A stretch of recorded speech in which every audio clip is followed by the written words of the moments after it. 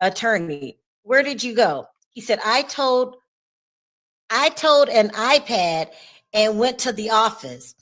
Attorney, what was on the video? He said, Jane having X with a black man and Mr. Combs watching. Okay, it was written kind of funny. I think he says, I told, where did it go? I told an iPad and went to the office. Maybe I grabbed an iPad, maybe, Mm-hmm. or maybe I already told I you. No, I'm just stole an iPad. I stole an iPad. I Harry. don't know what the hell is this a mixed thing, but basically he just said he had an iPad. He seen Sean watching things on the iPad. Okay, his movie, and then the thing was her and some other guy having X.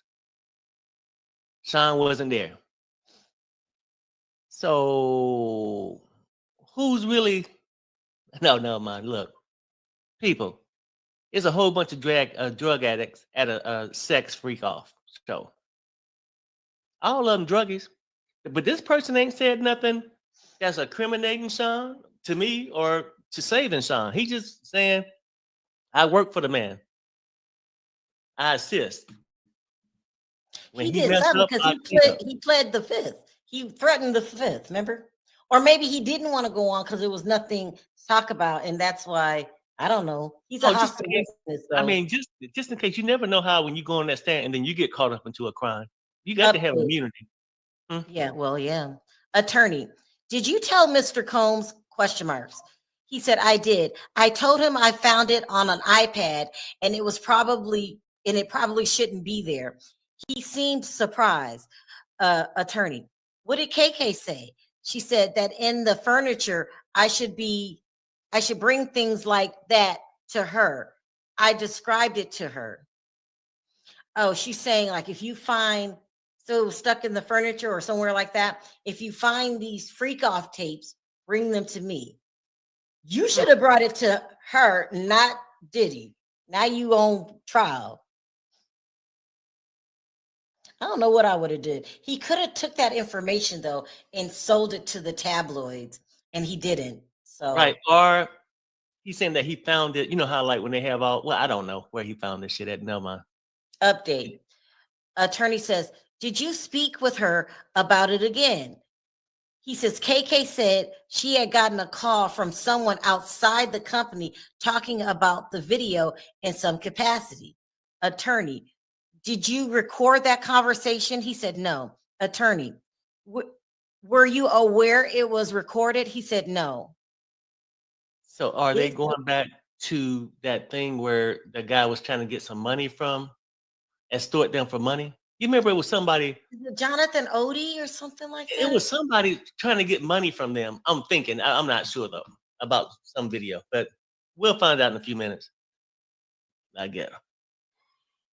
Hmm. Interesting. Um, Now Interesting, but Jonathan having Odie, huh?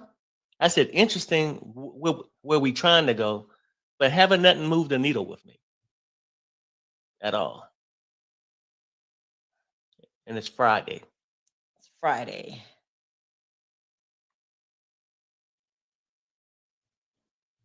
Hmm. So people have been waiting in line.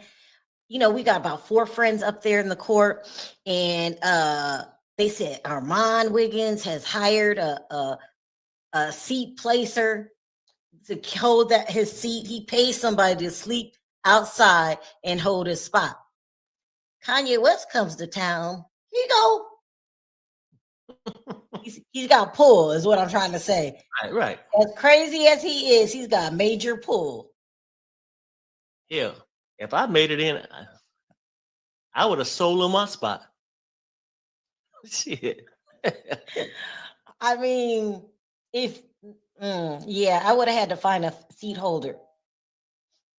Don't go, don't go, Perry. Wait, Okay.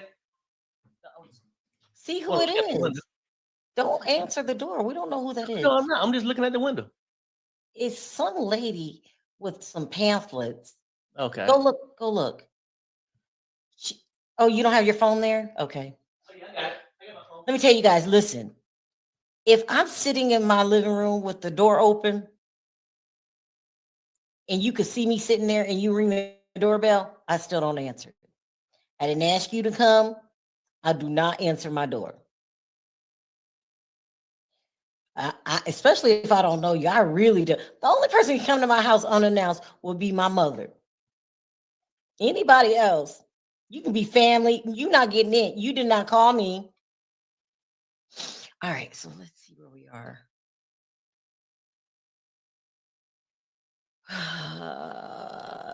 So we read all that. So we're up to date. This shouldn't be too much longer. It's 12:30 already on the East Coast. So lunchtime should be coming up soon. We can hear what the expert witnesses have to say. Are they going to say, this is shocking testimony? More bottles of baby oil was found. Oh my gosh, he is definitely going to jail. I mean, it's been wild.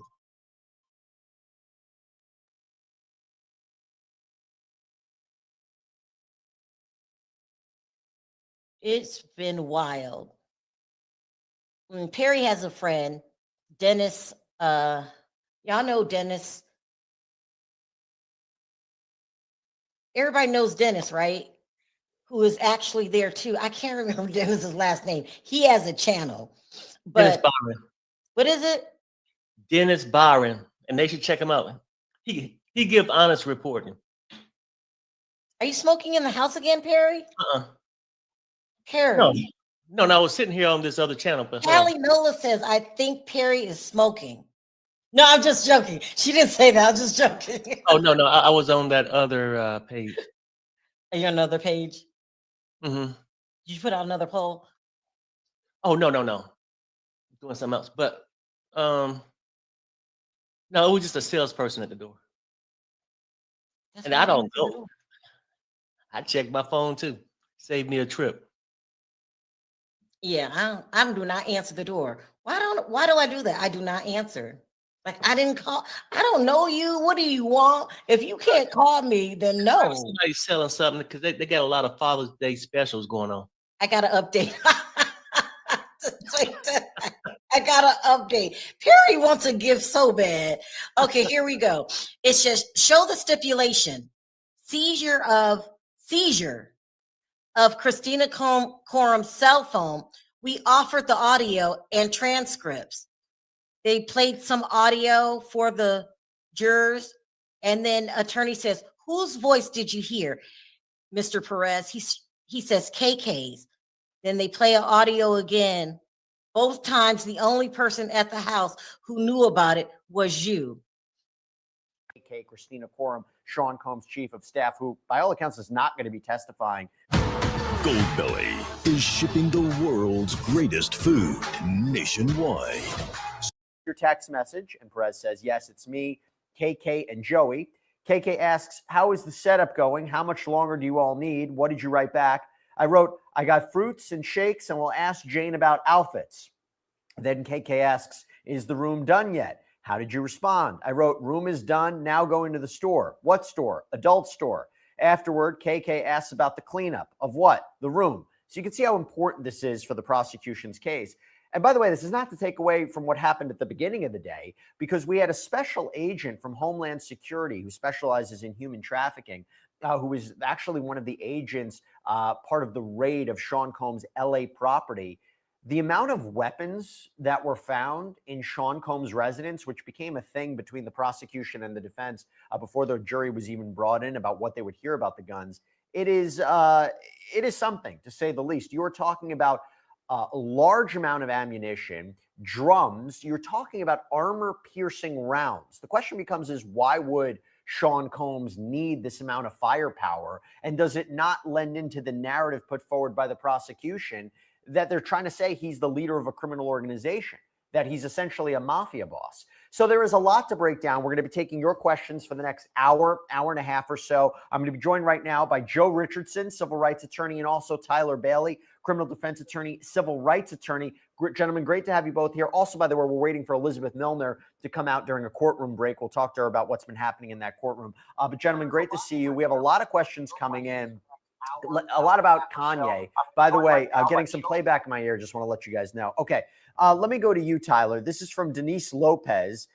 Talk about courtroom theatrics. Was this all necessary, Kanye? I mean, he showed up for 40 minutes. What do you think about this? You know, he wanted to show up to support Mr. Combs, but if I was on Mr. Combs' defense team, I would not want him showing up during this trial. The problem is that if jurors know Kanye West, who's a world-renowned star, they could have strong feelings about him, whether those feelings are positive or negative, and those could lend towards their feelings about Mr. Combs. I want the attention to be on these witnesses and what the defense is trying to do on cross-examination. Was not necessary, but maybe Mr. Combs appreciated a celebrity of his stature coming there on the record, showing that he has his back. And curious to know if the jury saw him. That's a question I'll ask for Elizabeth. I got an update from court. This is really interesting. So apparently they seized Christina Quorum's cell phone during the course of this investigation, possibly during the raids, or maybe it was during the September arrest. And I have to get confirmation about that. But they were able to get her phone. And they're offering audio and transcripts for the jury. Prosecutor asked Ms. Perez, whose voice did you hear, Mr. Perez? KK's, meaning Christina Quorum. The audio of KK is both time, the only person at the house who knew about it was you. Where did you find it? This is, again, audio of KK. Perez is asked, I said, Brandon, the shooter. Prosecutor asked, was that you? Yes, and he's the videographer. Perez says, Brandon was like, something's on the iPad I shouldn't see. I start, KK says, was there anyone else in the theater? And then Perez says, maybe Gio. Not really sure what the audio is. It's interesting to see this and hear this audio because there was also important text messages that were played that were entered into evidence as well during the course of this case. Let me ask you your opinion about this because Joe, a big question we keep getting is why isn't KK being called to the stand? And if you listen to the prosecution about their upcoming witnesses, I didn't hear KK. So we get this question from Von Boogie 93. Why haven't D-Rock, Sean Combs' former bodyguard or security officer, why haven't D-Rock been called to the stand and KK, two names that have been called through this whole trial? Why wouldn't they be called as witnesses? Sounds like to me that from a prosecution standpoint, for some reason or another, they're not going to be as helpful as they need to be. Now, that's a little bit of a problem, I think, because KK figures so prominently. In D-Rock, they talk about them all the time. And so I am assuming that they're not in the lost and can't be found category like victim number 3, right? That's my assumption, and I'm putting that to the side. So on some level, they might think that it's not potentially helpful. And here's the needle that I really want to thread here. The idea that maybe KK's testimony and or D-Rock's testimony makes it more clear that either they don't know, okay, which would be interesting given the positions that they stand in, or that somehow could it make it more clear that they ought to be co-conspirators if there's going to be a conspiracy. I'm not sure I can get my head around exactly why they're not getting on, but on some level, the prosecution would be moving heaven and earth if they were helpful and not a distraction for the jury. So that's all I can take from it. Somehow they're not going to be helpful. Either they are going to make them wonder why this prosecution is happening at all, or maybe they just don't bring anything the way that they ought to. But somehow they must believe that they're going to take the jury off track. So again, it's difficult from the reporting to understand what this audio of Christina Quorum is, but I'm just going to read you what the reporting of it is. So this audio, it appears Christina Quorum says, we have camera footage of who was in the house. Perez says, I went to PD about it, said, you can delete it. He said, okay, and deleted it. Then I told you. She asks, did you hear anyone else in the house talk about it? Did anyone else ever bring it up again? Perez says, no. Perez says, Rob talked about it, but he said he didn't want to see it. Prosecutor asks, why did you not want to delete it? Perez says, it wasn't my role. You go back to the audio recording. Perez says, there should be an investigation. Mr. Combs thought he might be compromised in some way. His phone data. This all goes right. By the way, let me read some of the messages here. I'm going to ask you two questions here, Tyler. A, the audio that you're hearing, and the text messages I'm about to read that were entered into evidence, this all goes to racketeering, right? I think the inner circle who were allegedly a part of this criminal operation, setting up things, committing crimes, covering them up. That's the allegation. Also, I want to ask you, so your opinion on this, but also, how is it this can be introduced into evidence if you don't call Christina Coram? I'm curious about that. Let me read you some messages. So a message was entered into evidence before anybody was even called to the stand. There was this text message from Combs to Christina Coram. Make sure Robin is not doing anything dumb, like not having that rent paid on time. Can you make sure she paid for this month, please? Now, that seems to be in reference to Jane, the idea that he was paying her rent. Important for the prosecution to say he had financial control over her, a form of coercion, maybe, for sex trafficking purposes. And then listen to this exchange between Cassie Ventura and D-Rock from January 2017, where she messages him, my bathroom door is broken down. He's blaming me for going to someone else's house when I pulled over to see if I was being followed, and I was. He has my key, so I'm leaving. I do not feel safe. I'm not bleeping with anyone else. And she messaged him that her doors were broken. D-Rock responds to her, you know, I can't take your keys from him. He's here. He is here. You are there. I think that's the best thing for now. 2 questions. How is this being introduced into evidence? Don't you need somebody to authenticate it? Don't you need the witnesses? Don't you need D-Rock? Don't you need KK to testify or no? And B, what do you think the value of this is? Well, I think it's highly valuable. It goes to the racketeering charges that we just discussed. It shows that there's an enterprise, that they're providing assistance to Mr. Combs. You have a high-level assistant who worked for Mr. Combs for 3 years. We had those text messages regarding KK and him talking about going to the store, the adult store, setting up the room. Is it done yet? That goes to the racketeering charges. So it's valuable for the prosecution to introduce these text messages. But the question concerning how are they introducing these text messages without authenticating them through a witness? You know, we did hear some facts earlier regarding there being 3 people on the text message, with KK, Perez, and I believe there was another individual on there. I could see how it's getting introduced through Mr. Perez being on the stand. But the text message between Cassie and D-Rock, unless this was a piece of evidence that was authenticated earlier in the trial when Ms. Ventura was on the stand, it seems odd that the defense is objecting to this being introduced. It might have been. It might have been when she was on the stand. By the way, the jury is now seeing these messages that Perez had sent to Combs and Jane. So I think it's August 12th, 2023. Just left 2 candles and room phone in front of room door. I'm only 9 minutes away if you all need anything. There's another conversation, I think from May 2023.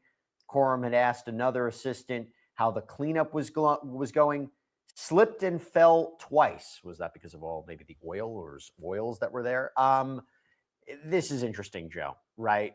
This goes to many factors. This goes to not only the assistant's alleged role, but doesn't it also go to Jane, right? That she was aware or was a part of the setup. The question becomes, was she a willing participant or was she a victim? When you read these messages, what do you think? We keep coming back to this whole idea that maybe Jane is a little bit more willing than one would like to acknowledge. And so much so where it puts, her being coerced, her not being voluntary, into this questionable box in terms of supporting, for instance, coercion, the force, fraud, or coercion that you would need for the trafficking. So we keep coming back to this, right, Jesse? We talk about this all the time, and that's because it's pretty relevant in terms of understanding where Jane stands on all of this. If there's gray area where it can be interpreted one way or the other, right, then the prosecution has a problem. It needs to be crystal clear that Jane is not going along with this as it pertains to everything you're trying to prove, whether you're talking about the sex trafficking or whether you're talking about the underlying crimes for purposes of racketeering. So we kind of keep coming back to this, and every time that happens, it ends up being a potential problem, and we're still in the prosecution's case. Yeah, right. That's a good point. We're still in the prosecution's case. We don't know exactly who else they may be planning to call. That I think they might have more people on their witness list that they don't actually intend to call And we have no idea who the defense is going to call at this point. By the way, we've got a little bit more context about this recording that I'm talking about. So apparently, this was a recording that Christina Corum, had taken of Perez without his knowledge. And Perez had apparently found a video of Jane, alleged victim 2 in this case, with another man engaging in sex acts. And then 6 months later, when was the last time you felt the wonder of the wild? Discover South Bend's Potawatomi Zoo, where your inner child and wildest dreams come alive. Small zoo, big impact. Bigger, better, yours. Prosecutor says, let's pull up the next one for the jury. So now you have this audio tape of Perez saying, I told Rob I found something private on the iPad. He said he didn't want to know. KK responds, was anyone else in the theater except you all and Gio? Perez says no. And then the prosecutor asks Perez, was Chef K in the theater? Perez says yes. Okay, this goes to another question here. I'll go to you, Tyler. This is from Amanda Tavares. Can they add KK as an unindicted co-conspirator? I mean, isn't that a fair question? He's charged with racketeering conspiracy, and yet he's the only one charged in a conspiracy. Doesn't there need to be someone else? Is it KK? Is the jury going to go back and be like, who did he conspire with to commit a pattern of racketeering activity? Was it KK? Well, the more and more we're hearing, it sounds like KK was more intimately involved with the legal aspects of Mr. Combs' enterprise, the sex trafficking, providing assistance, coordinating assistance, setting up rooms. So I think it's very possible. She has not been called to the stand yet. We don't know to the extent if she has been granted some sort of immunity in providing evidence to the prosecution.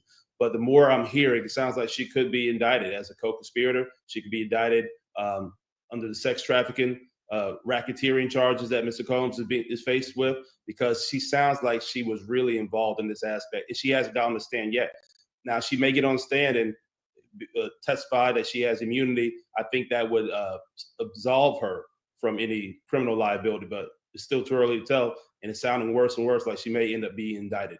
Okay, so listen, they went on a lunch break right now. We're still breaking down what is happening in court in real time. We're also going to wait to get Elizabeth Milner up here. I'm very curious, A, what was it like to have Kanye West in that courtroom, and did the jury see him?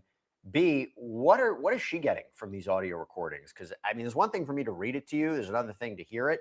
But there was just this one more update in court. The prosecutor asks Mr. Perez, why didn't you say Chef K was there?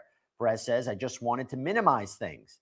Did anyone ask you again? Yes, Fahim did. Ask me what happened when I found the video of Jane. Are you aware of how Fahim knew? No. All right, Joe, question from Supwich you fam. Why can't the feds call character witnesses? There's so many people with negative experiences with Puff. There's potential, staying in the 15,000-foot view, there's always potential. Typically speaking, you can't do character evidence anyway. Now, there is some such thing as Me Too evidence, right? And depending on which avenue you go through and how you do it, you might be able to get in some things related to that. And basically, that's kind of what you're doing here in terms of the victims that you're calling, right? But the fact of the matter is, typically, character evidence in and of itself is not necessarily going to come in. But even though it can come in through another way, characters put into evidence, those types of things on the defense presentation. They may say, oh, he's a great guy, he would never do this. And now you do rebuttal evidence, that type of thing. But typically, there's not going to be character evidence, as it were, that's going to come in from the feds. Right. And in terms of negative character evidence, unless that's brought into issue later on. Yeah, and we'll see what the defense and who they call as well. I mentioned before what was found at his house in L.A. from Special Agent Andre Lamo. So I mentioned there was drugs, right? There was ketamine, presence of MDMA, baby oil, Astroglide, lingerie. But when you talk about the guns, they talked about a Ruger, a Glock, an AR-15 platform, 30-round magazines, shotgun, drum magazine, armor-piercing rounds. There was at least one weapon that didn't have a serial number, which may be important for the overall racketeering charge. But we got this question here, Tyler, a question from Never Be. The weapons found had body-piercing armor. Isn't that illegal in California? Will that become proof of RICO? Now, I believe this is from the house that was found in in Florida. No, Correct. this is actually That's- from LA. This is from LA. Well, I don't know the state law on those bullets, but there is a lot of popular gun culture in Los Angeles. These weapons were found at his house. You know, you do have a right to bear arms. He wasn't a felon at the time, or under indictment, and he was still allowed to have access to his firearms. I think these coming in the case don't help him. It makes him look more of a madman. You know, you already had testimony of him allegedly holding a woman over 17 stories upside down. You have the video that came in from the hotel. You have countless other allegations of him raping women and forcing women to engage in freak off. So adding the firearms just goes to the larger narrative of Mr. Combs being this illegal criminal actor that the government's trying to paint him out to be. We got a poll up asked about Kanye West. Kanye West arrived at the courthouse to show his support. Do you think Diddy was happy to see him? 69% say yes, 30% say no. Curious why people might think he wasn't happy to see him. Joe, got a question from MC. Hi, Jesse. This is my favorite channel covering this case. You're doing a fantastic job. Thank you so much. Really appreciate that. If Diddy isn't convicted, is it possible that the government will investigate Christina Quorum and reopen this case? Probably not, because going after KK isn't as sexy. Going after somebody else isn't as sexy. They could have indicted and prosecuted other people in this case, okay? And they decided not to do it. So it's not going to be, I don't expect a, quote, reopened investigation. Whatever they had, they probably had enough to indict someone else, particularly because if you're alleging something that takes a conspiracy, C-O-N meaning with or together, that means there are unindicted co-conspirators. If you just chose not to prosecute them. So I believe this is their only go around, unless, of course, the jury hangs and they want to go after P. Diddy again. I don't believe that they're going to add anybody else unless they feel like they need to do that to get another shot at Diddy. I don't think they're going to do it separately, because if they were, they should have done it already.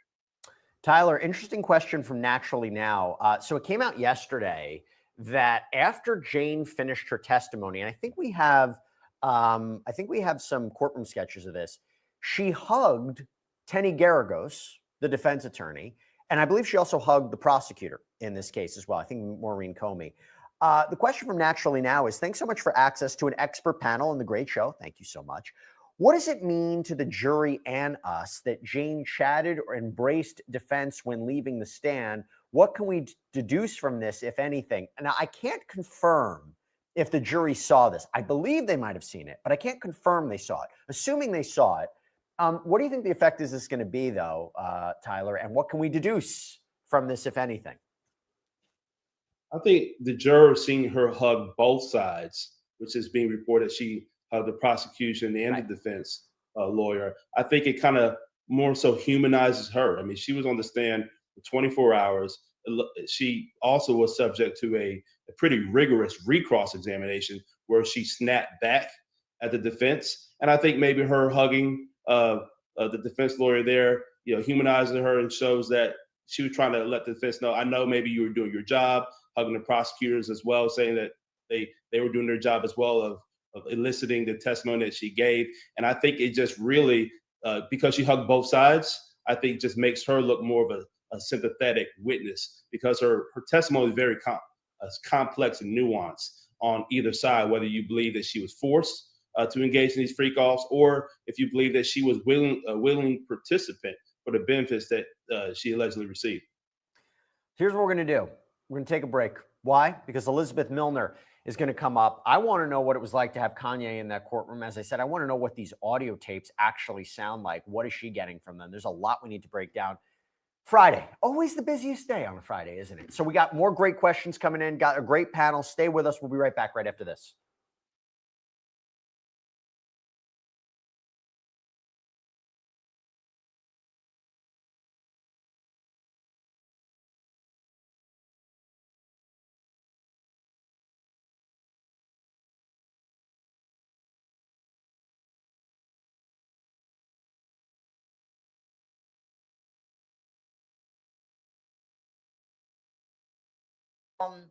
TMZ is very biased, very, very biased, very angry for the lawsuit A lot of outlets are biased, but this is what people are talking about. This is how they're reporting it. And I don't think anybody else has a halftime show. I will look to see if we can, get somebody that's more grounded and more fair and balanced. So I'll do that for you guys. But right now was the most confusing day of testimony of them all. At least when Jane was testifying, we knew she was lying and understood why she was doing what she was doing, because she got to keep Diddy paying her rent. This testimony right here, and I'm just very angry. It's probably making me angry because they found this audio on KK's phone. Bring her in to talk about it. If they don't bring in KK, I'm going to explode. Why isn't she here? She can tell you what she meant, what she said. Bring her in. You don't think I'm going to find anybody fair and balanced? I'll try. If we don't, then this is what we got to, it is what it is. I mean, I don't know why she's not on the stand. I like when you was putting the law on the screen and we were using it to decipher the charges. Okay, you want to do that when we come back? I'll do that. Thank you. Hi, Yvette says, that was what I'm saying, Sharrell. You are really making sense and I am understanding it all. Well, first of all, Yvette, you're my buddy. You've been riding with us during this case damn near every day. And it's been what, at least a month? Yeezy at court. He is at court. Yes, guys, he's there. KK will have her own trial, just like Jeffrey Epstein's assistant. KK and Diddy are done. You think they're gonna put KK on trial? Nobody has ever said that to me before. TMZ said Ye was only there for 30 minutes and he left already. He's gone. Okay. Perry, can you go ask your friends that were there about Kanye? Is there anything, Can you go ask some of your friends about Kanye or see what they're saying about Kanye? Okay. So Perry always goes and calls his friends and find out if there's anything that we needed to know that happened, or they'll tell us, you know what? Didn't Sloan Bella say that Diddy was not going to jail? So I'm not into psychics personally. No offense to Sloan Bella. It's just not my thing. But I do understand that they use psychics to save crimes, to solve crimes. I think some psychics are better than others. Some are just full of it. And I never even really watched Sloan Bella. I just hear things that she's saying. Is she a good psychic? I'm not into that stuff. What is going on? Hi, Bobby. Hey, Bobo. Is Perry's very good friend. He loves some Bobo. Y'all are hilarious. I'm not trying to be. Oh, you mean Perry put me on blast about driving? I'm going to go take a picture. Y'all going to see me in the driver's seat. Now, I'm not saying I'm driving. I'll be in the picture. She is. She's a good psychic. So I'm hearing things about her. And I heard that she said that Diddy wasn't going to prison. That's what I heard she said. So somebody told me this. I know she's blonde with short hair. I've never been to her channel. So how do I know her name? I don't know. A lot of people go to her, I guess. I don't know. She's popular. Maybe I seen her on Storm Monroe's channel.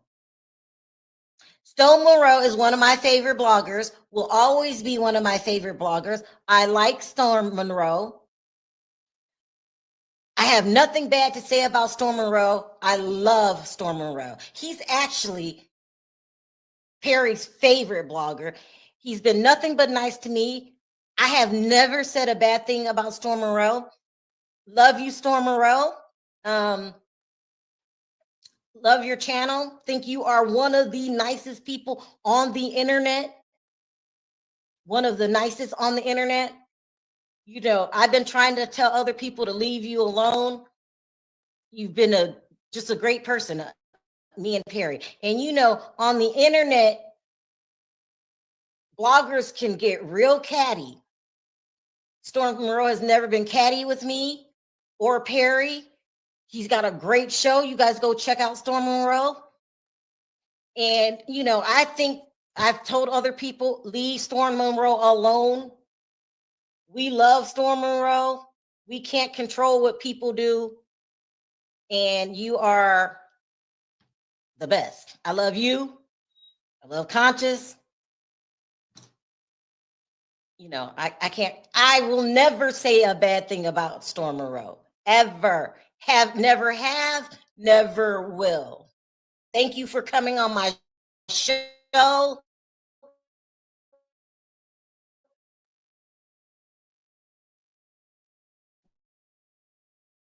You're the best.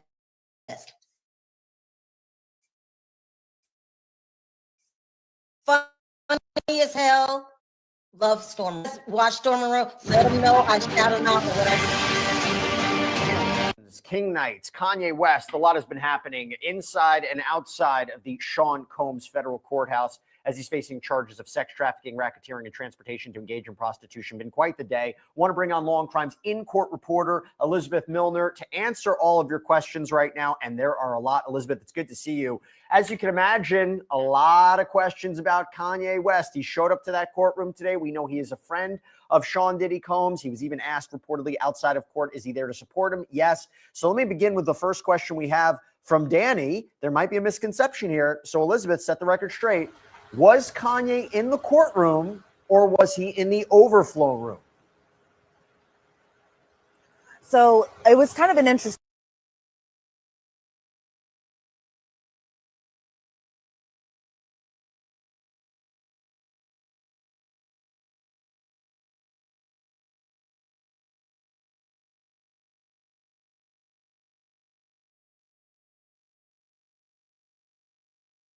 But yes, I can confirm that he was here at the courthouse today. Now, as far as being inside the main courtroom, no, he was not inside the main courtroom. I did not see here that he was sent to the overflow room, and maybe that wasn't where he wanted to be today. And so what ended up happening was I think he was there for maybe 15, 20 minutes and then ended up leaving. So no, he was not in the main courtroom, but I did hear he was in the overflow room for just a little bit.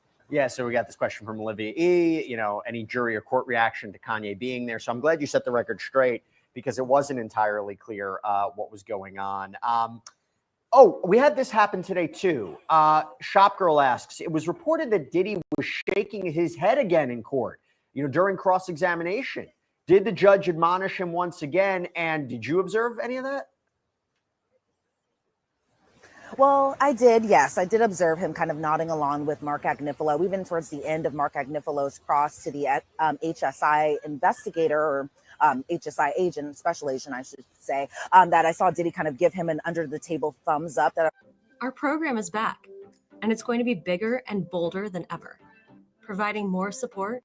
After the jury is dismissed for a break. And she said that her colleagues in the back of the courtroom, who have a better view of Diddy because the prosecution sits in front of him, so they don't get a view of him, obviously because they're in front of him, but that the colleague had told Maureen Comey that Diddy was kind of nodding along with the cross-examination, and the judge was kind of like, you know, he didn't admonish him necessarily. He was like, you know, it's normal reaction for humans to kind of have this reaction, and I can't police every single reaction that the defendant is necessarily having. So it wasn't a stern talking to like it was the first time, but he said that if anything does happen again, he'll do the appropriate measures. But as far as Brian Steele kind of defending the defendant there, Brian Steele was kind of like, he's been nothing but professional. I'm sitting here right beside him every single day, and he's not doing what he was doing before as far as turning to the jury, nodding at them. He tries to make sure he's abiding by the judge's rules, not even looking at the jury when they enter and exit the courtroom today. And so it wasn't a tough talking to this time around, but I'm sure if something else were to happen and the judge notices something, that it might be a different type of talking to after that. And if you just want to add to that, this is from Mary Baracco.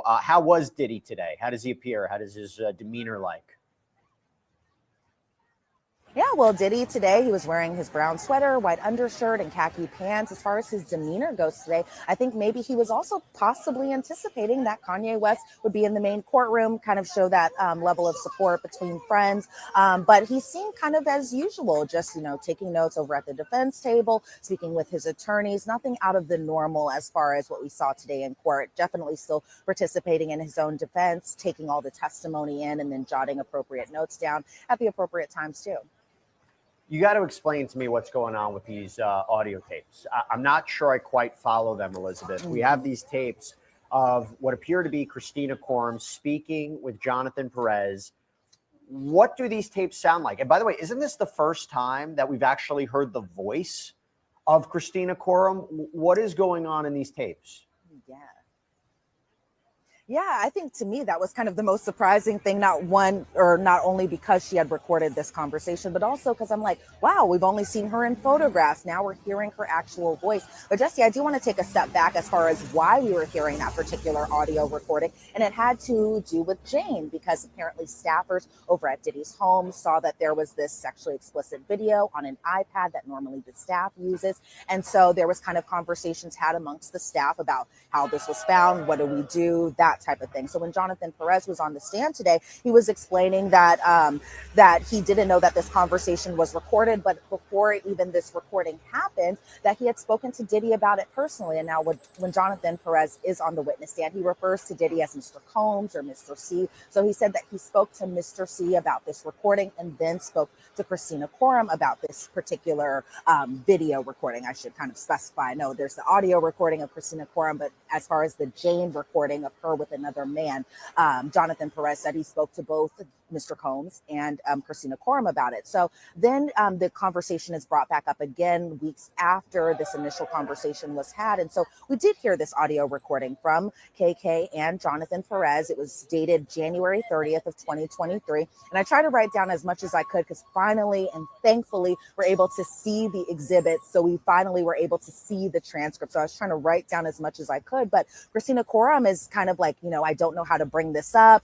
Bring that Bosu ball over here and sit on it so that you aren't standing. It was brought to my attention last night. And tell me step by step what happened. An outside person brought it up. Did you talk to anybody about this particular recording of Jane? Now, she didn't say, Jane or anything like that, but did you talk to anybody?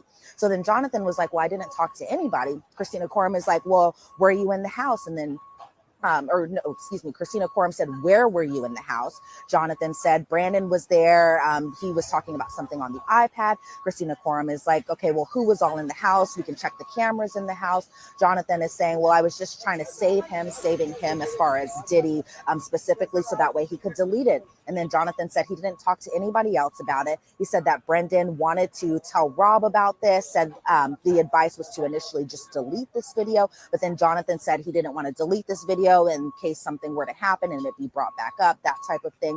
And so Diddy initially wanted to launch an investigation. Now, we didn't hear Diddy's voice on this audio recording, nor do we think that he was kind of even around when this recording took place. So really, we were just hearing the voices of Christina Korum and Jonathan Perez in this particular tape. But Christina conveyed to Jonathan that Diddy wanted to launch this investigation and how it got onto the staff iPad. And so Jonathan believed that this video was recorded on the iPad, but then Christina asked if other people like Brandon might have told other people about this. Jonathan said that Brandon was actually freaking out about this particular explicit video.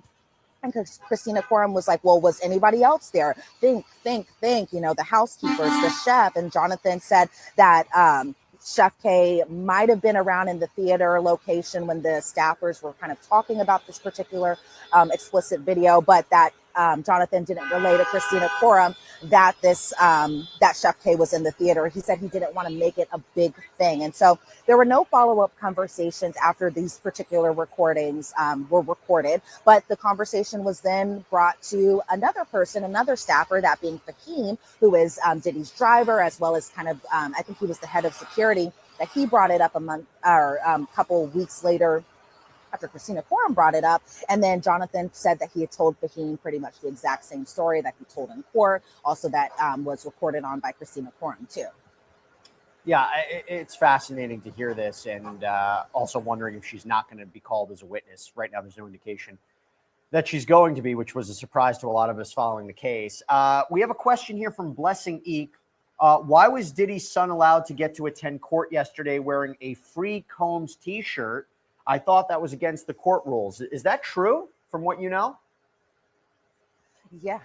Yeah, and I saw the shirt myself, and we were all thinking, because I was sitting by another reporter, we were like, how is he allowed to be wearing this inside the courtroom when the jury is present? Now, I don't know if the jurors were able to see what the words were that were actually transcribed on this particular shirt, because it was like a black shirt with red letters that say Free Sean Combs, and then what Christian had over top of it was kind of this mesh top, and so I don't know if the jury was able to see those words, but what I did see was Marshall kind of go up to Christian Combs, look at his shirt, and I thought, okay, well, maybe she's going to tell him, take the shirt off, or you're going to have to change the shirt, change it inside out, similar to how Charlucci was when he was wearing his free puff shirts or free puff sweaters and hats, but that didn't happen. And so he was able to continue wearing this shirt, something that I thought was pretty surprising given just the amount of attention that is on this trial, but also because of what had happened weeks earlier when they had told another person who was wearing a free puff shirt to turn their sweatshirt inside out. I want to go back to yesterday. We were talking earlier about how Jane apparently hugged both the defense attorney and prosecutor in this case before she left the courtroom. We got a question from Danny. Did Jane stare down Diddy when she got off the stand when she was going out there and giving hugs? I didn't see that from my point of view. And I think even there was like a split second, because everything kind of happened so fast, where I like look down, then I look up, and all of a sudden I'm seeing Jane hugging Tinny Garagos, and Tinny's kind of just like sitting there a little still in that matter. But I didn't see her stare down Diddy necessarily. From what I saw for most of her testimony, she avoided eye contact with him at all times. That's why it was really surprising to see her hug his defense attorney as she was getting off the witness stand. By the way, Elizabeth, there was some controversy at the beginning of the day regarding a juror. There was talk about whether or not this juror would even remain on the jury. What did we learn a little bit more about what the confusion was with the juror, what the issue was with the juror? We had a lot of questions, I think, during this week in our chat about it. So what happened with this juror? Yeah, well, we learned a lot more as far as why this particular juror was kind of being questioned and why the government might possibly want this particular juror off of this case. But the judge was like, well, why don't we bring this juror out? We asked him some questions so that way we can possibly get to the bottom of everything. And so we can ask about possible deceit. And then the defense was like, well, I don't think we're at this point that we need to ask any more questions, because apparently they had already been asking this particular juror questions twice already inside the robing room or the judge's chambers. And so the defense was like, this is harmful. He didn't have deceitful responses on the questionnaire that he had submitted in order to even be on this particular jury. And the defense was like, I'm hesitant to raise the issue again, because I think that we think that the juror might have believed that something was wrong, and we don't want to kind of single out this particular juror. And so they said that they, being the defense, says we're concerned about his residency and we figured it out. And so this is kind of a measure of good faith. And the government is saying, well, this issue is an issue. And they said that multiple things can't all be true at one time, and there's inconsistencies with this juror statement. And then the judge is kind of like, okay, well, maybe there's just an innocent explanation to all of this, and that there's just no basis, because the judge, after the defense was kind of like, oh, well, the prosecution just wants to dismiss another Black juror. And the judge was kind of like, there is no basis that the government is being biased to try to dismiss this particular juror. And that the situation came up because the juror made a comment to the jury staff. The jury staff brought it to the judge's attention. So they say it's fair that the government would want to raise this particular issue. And so then the defense kind of had like a quick huddle to figure out how they wanted to proceed. And so the defense said that we considered calling this juror back, but they believe that it'll have that negative impact on the juror and just how they're treated amongst the other jury members too. It could impact deliberations going forward, and they feel like the juror would be singled out and there's just no reason to question him further. And then the defense said they even spoke to Diddy about this particular thing, and that Diddy is totally fine with this juror still staying on, possibly to deliberate too, because this isn't an alternate juror. This is one of the main jurors. And so then there was a point the judge asked him, okay, do you waive something? And then Diddy, in his defense chair, is like, I waive. And so Diddy is completely fine with this. Then the judge kind of revealed a little bit more, and it has to do with this particular juror and their residency. And so the judge is like, well, he said he lived in the Bronx, and then the government said, well, the most prudent thing to do is ask this juror more questions. Specifically, does your employer require residency in New York? And then the defense chimed in. They're like, well, this is harassing the juror at this point. It's gone to a far field, and this suggestion would be pretty troubling. And so the government is like, well, I don't know why the defense is so adamant that we just ask this juror another question. And so the judge said, I'll review both sides' arguments and then I'll make a decision later on. So as for now, every single juror is still there. Nobody has been dismissed. And so we did see that particular juror still in the jury box, still paying attention to all the testimony today, just as usual. Well, Shop Girl says, yes, thanks, Jesse. That juror thing this morning really confused. Dutch Boy Professional Series works hard for you with top quality primers, durable interior and exterior paints, and specialty products to help grow your business. Dutch Boy Professional Series paints, available at Menards. Jury doing? How are they reacting to today's testimony so far, Elizabeth? Yeah, I think, for the most part, it's maybe, and this might have just been my interpretation, I think maybe it was kind of a slow start this morning. So, for example, there were exhibits that were entered into evidence. There was a bunch of stipulations, and they had heard testimony from Homeland Security Investigation Special Agent Andre Lamont. And then, it was kind of like maybe a slow start, but that just might be me as far as just why are we seeing these particular exhibit photos of baby oil and guns, and what does this all mean, and what does this particularly tie into? And then for the most part, even when Jonathan Perez had taken the witness stand too, I feel like they're still kind of engaged. They're still taking their notes down. They're still listening to all the testimony, but I haven't seen any kind of like overtly emotional or crazy reactions from them today. They're all just kind of sitting in, doing their part and doing their civic duty. What did you make of the testimony of the special agent and all the weapons and drugs and baby oil and Astroglide that was found at Sean Combs' LA property? I mean, to read it and hear about the arsenal, to hear about armor-piercing rounds, what did you see? What did you hear? What did you take away from it? Well, I took all my notes down, especially because there were just a lot of exhibits that were shown. All so your we notes? saw an exhibit photo. No way, Elizabeth. No way. I did. I know. I did. Yes. And I come into a color coordinated situation now. I'm not sure if y'all can see that, but we're in a system. We're in a system. We saw exhibits of Diddy's home in LA. We saw an angle from the front of the home, from the back of the home. We saw this detailed layout of the property, of the basement that wasn't shown. We saw the layout of the first floor of the home, the security room, and the security room is pretty important, and I'll explain why in just a second. The garage, the master bedroom, the closet. We saw exhibits of the master bedroom, a white bed, messy nightstands, 2 chairs kind of in the front of the bed. We saw inside the drawers of the nightstand, which had 6 manila envelopes with the letter K on it. And I was thinking, okay, what does this K represent? But the K, I think, possibly may translate to ketamine, because we saw that the residue that was inside these particular envelopes did test positive for ketamine. There were things that were like chargers and earrings, cell phones and iPads inside them. Then we saw baggies of drugs. We saw Vaseline inside the iPad. We saw the closet that was opposite of the wall of the master bedroom.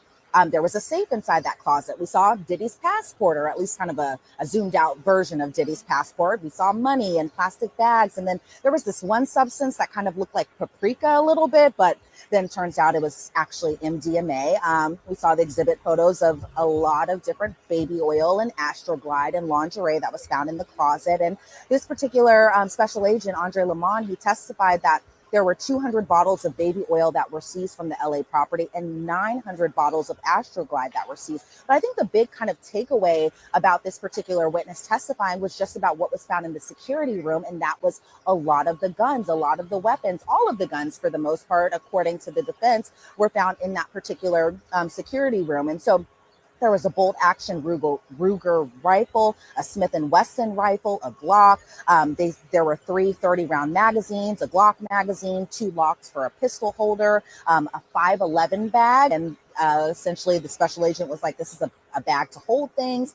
More drum magazines, bullets that were found, and this firearm safe. So then when the cross-examination came, and we got a little peek of why the defense kind of really focused on this particular security room, because they were really like, you know, you're aware that Mr. Combs has a security team, right? And the special agent said yes. And then we see that exhibit photo again of the layout of the home where Mark Agnifilo points out this particular security room. And then Mark Agnifilo is like, well, you saw that the bedrooms where children live, correct? There were no ammunition in those bedrooms. The special agent said, correct. Was the security door open? Yes. Was the door locked beforehand? I don't know. Could you see it had a lock? Well, it had a doorknob, but I didn't look at the lock. And then Mark Agnifilo was like, well, you didn't take pictures of the state of the door when law enforcement arrived. And the special agent was like, well, I don't know. And this Mark Agnifilo asked, was the safe open before law enforcement got there? He was like, I don't know. And so really the defense was kind of focusing on just this security room and just kind of how the government was portraying as like there were just guns all around this house where children live, whereas the defense was like, okay, it was confined to this specific room. Nobody took photos before you guys entered and kind of destroyed everything. And that was kind of the most part of the cross-examination for Andre Lemon today, really kind of focusing on the guns, how the guns came about, why they were moved from one room to another, and just implying that there were just guns everywhere as opposed to them being specifically in the security room of Diddy's LA home. It helps with the racketeering charge. It helps with the jury digesting the idea of him as a leader of a criminal enterprise. I mean, having that much firepower is kind of interesting to talk about. Elizabeth, before I let you go, I have maybe the most important question of all. It's asked by Erica Charlotte. Elizabeth, how many notepads, notebooks have you filled so far? I think I'm on, oh my goodness, I think I'm on at least 8, or I said 8 book, notebook 8 or 9. Oh my gosh. I'm going through a lot. It's fine, because when Elizabeth writes her tell-all book about covering the Diddy trial, she's going to have all of her notes. Actually, Elizabeth's going to be so big at that point, she's going to have a ghostwriter going through all the notes, so it'll be fine. You'll just do the voiceover for the audiobook. Elizabeth, thank you so much. I know you have to come back into that courtroom. I'll see you later. Thanks, Jesse. All right, so Elizabeth is going to be actually back with me when we do our daily sidebar recap about everything that happened in the court today. Clearly, a lot has already happened. Let me bring back in Tyler Bailey. Let me bring back in Joe Richardson. There's a lot to make up of this. I mean, there's a lot to try to make sense of it. We have more questions that are coming in. And Tyler, I'll start with you. This is a good question from Olivia E. Why was the defense opposed to bringing up gun possession? Isn't it relevant to proving a criminal enterprise? I mean, isn't that the point? Wouldn't that be why the defense doesn't want it in? Right, of course. They don't want this evidence in. It doesn't make Mr. Combs look good. These firearms seem unnecessary unless he's involved in some illicit activity. And I think the government using it, though, is somewhat of an overreach.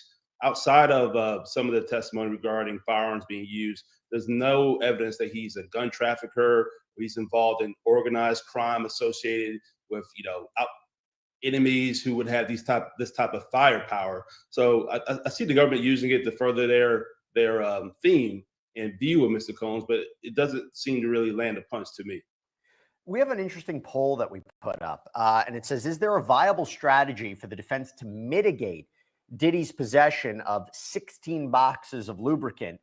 58% said no, 41% said yes. I mean, what do you think the defense strategy would be on that, Joe? Obviously, for the prosecution, it says this is just evidence of his sex trafficking pattern, right? Using these materials. It's evidence of freak-offs or wild night, or, king nights or debauchery nights, hotel nights, where he's forcing women into commercial sex acts. What's the defense's strategy there? Anytime you have to use baby oil to help you prove a case, I think it's going to be a stretch for the jury. Can you theoretically say, yes, this suggests that he's in control of the freak-offs, this and that and the other, and that they occurred? It suggests what we already know. It suggests that he's freaky, they do what they do in the room, and the assistant has to come in and clean it up afterward. Okay, that's what it suggests. Like, do I look at this and say, oh my gosh, there's a criminal enterprise and he's a master criminal, et cetera? I don't think it gets to the heart of anything they're really trying to prove. And if it does, I think it's a little bit of a stretch because you want stronger evidence as it pertains to something that looks, smells, and sounds like criminal activity. The problem with baby oil is baby oil. I can't believe I'm talking about baby oil. Baby oil reminds you that this doesn't seem like criminal activity. In some ways, it doesn't suggest this master criminal. It just suggests a freaky guy that has a lot of these trysts while his girlfriend is there. So I see why the prosecution might do that and why it's questioned that way, but I'd be real careful with it for that reason. By the way, I want to share something real quick why the firearms might come into play. So when you look at the overall racketeering conspiracy charge, there's an underlying section that's called Means and Methods of the Enterprise. And you scroll down to it and it says members and associates of the Combs enterprise, including Combs security personnel, at times carried firearms. On more than one occasion, Combs himself carried or brandished firearms to intimidate and threaten others, including victims of and witnesses to his abuse. In or about March of 2024, during searches of Combs' residences in Miami, Florida, and Los Angeles, California, law enforcement seized firearms and ammunition, including 3 AR-15s with the face serial numbers, as well as a drum magazine. So, I mean, Tyler, they're basically trying to prove what they alleged in the indictment. It is a part of the RICO case. I do have a question for you, Tyler, about this. We believe that a summary witness is going to be called by the prosecution, potentially their last witness. My understanding is a summary witness literally looks at this voluminous amount of material, whether it's, text messages, digital evidence, and literally summarizes it for the jury. Am I understanding it correctly? Why would they have that person? Is this for the racketeering case? Maybe it's a situation where they can't just call 100 witnesses when there's so much material. What is a summary witness in this kind of case? Yeah, a summary witness is exactly what you said. It's a witness to kind of bring everything all home for the government's case or whoever was presenting the case. So here with the government, the prosecution, they'll probably want to call one of the lead agents who was over the investigation, and maybe one or two, because you do have evidence that was collected in different states. And they'll be able to summarize their investigation, witnesses they spoke to, the evidence that they've seen so far in the trial that's been admitted to this case. Because we're on day 20 now. It's been a long trial, and the defense is going to present their case next, ideally. And so you'll need the government to summarize. Yeah, they'll summarize everything for this jury as they close their case. By the way, Tyler, you're a fan favorite. Ready for this? We got a question from PC. Tyler, great beard. What's the secret? And then you got one from Erica Charlotte. Can you tell Tyler I said hi? I'm a fan. He's looking especially fine today. Thanks. I mean, any comment? How do you feel about this? Be careful if you're married. No comment. Eric Dane, loved by millions as Dr. McSteamy on Grey's Anatomy. Now, his first television interview since receiving. Not me. You and the list. Y'all the stars. There you go. All right. Joe, I love you too, but I don't have any. Thanks. I appreciate it. It is what it is. We still got 15, 20 minutes. So maybe more people are coming. Okay, I do have a question for you. I do got a question for you from Rashik Williams. The evidence I see and hear about so far, where are they going with this right now? Why now they only call up the former bodyguard to testify against him and speak some of the real truth about Diddy? So you're seeing, look, I think this is a fair question. And I think it's a question that you wonder, what are the jurors thinking, right? First of all, we have the benefit every day of breaking down this evidence, tying it all together. Who knows what the jury's thinking? Assuming, and hopefully they're not looking at or researching this case and trying to look up racketeering and how it all fits together. You don't know what the jury might be thinking, but do you think the jury might be saying, why aren't they calling certain people? Why are they structuring the case like this? What do you think? The prosecution is going to rely and going to need a good foreperson or people behind there that can really help put the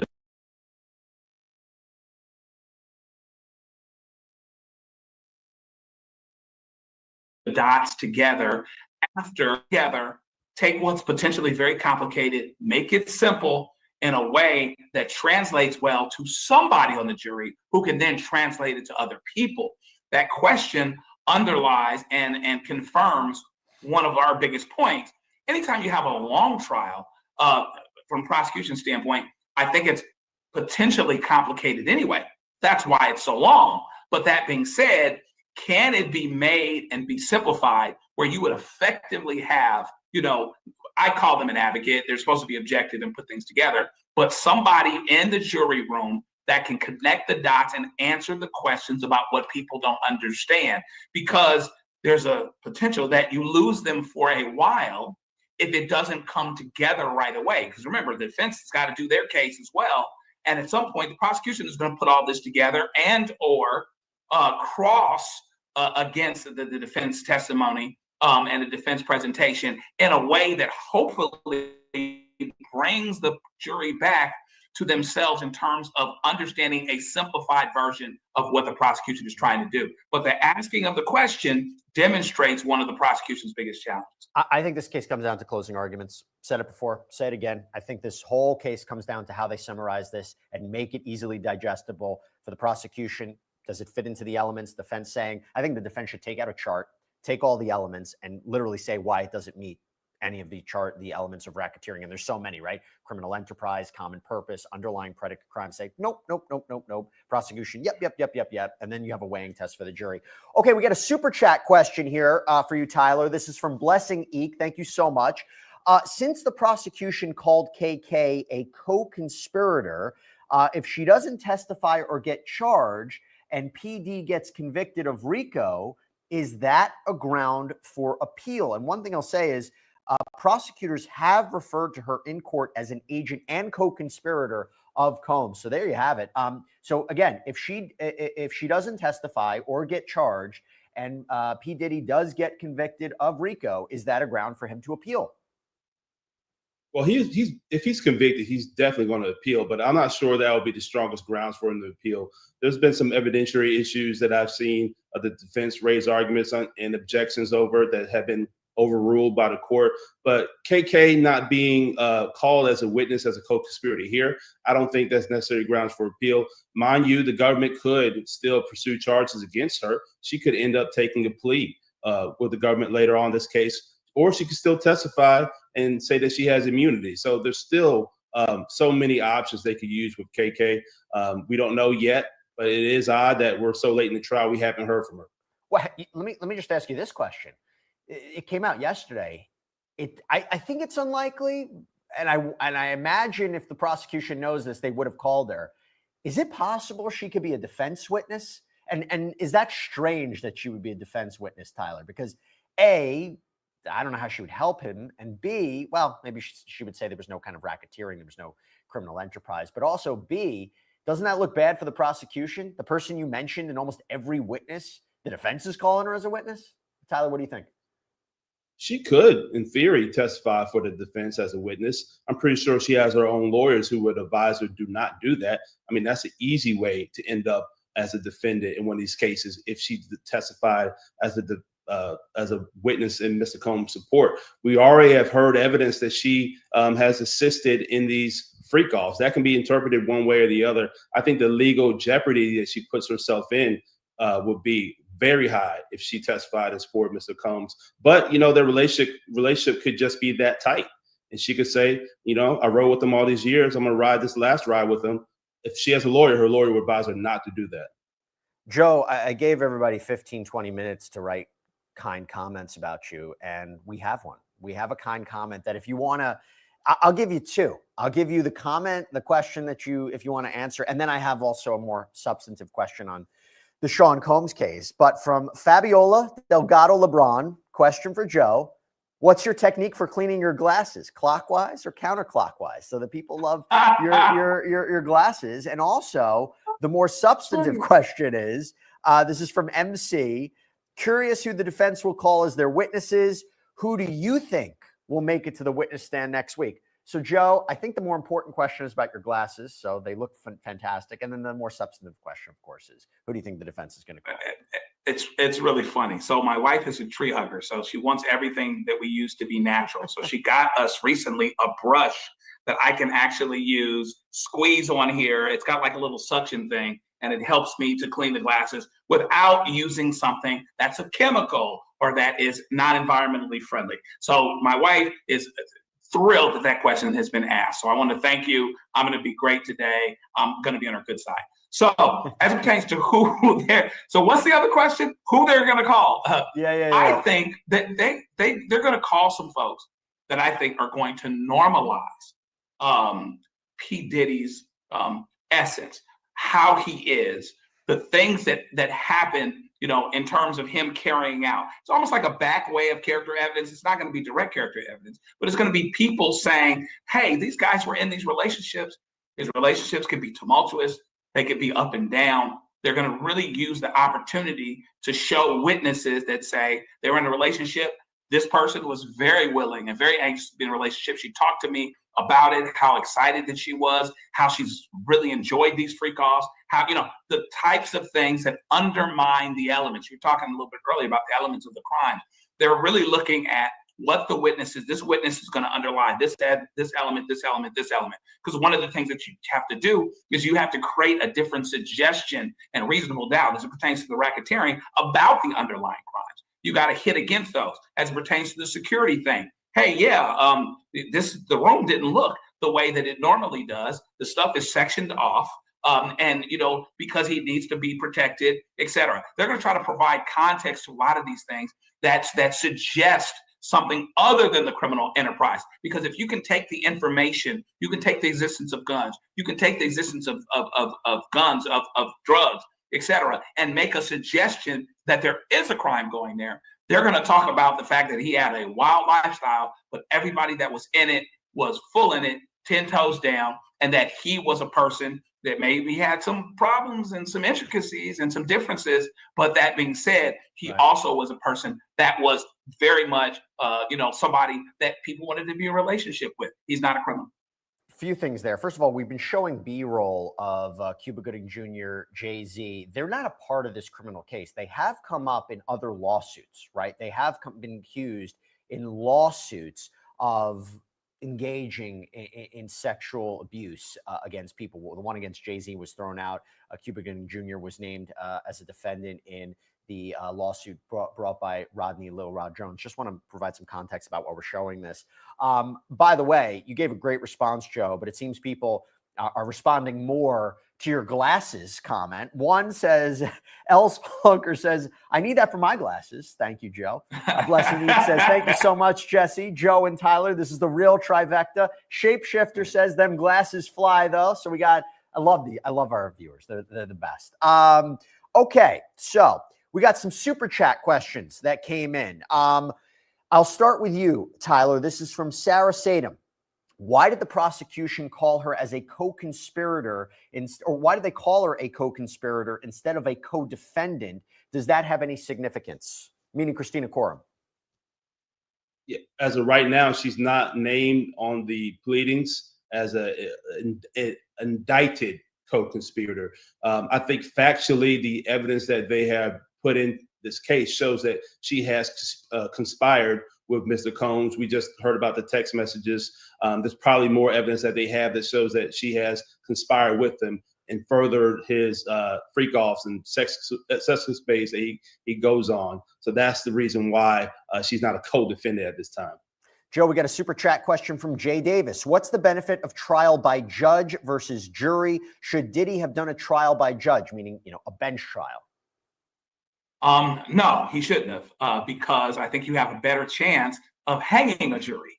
A judge, frankly, is going to know more than the average jury person, the average lay person is going to.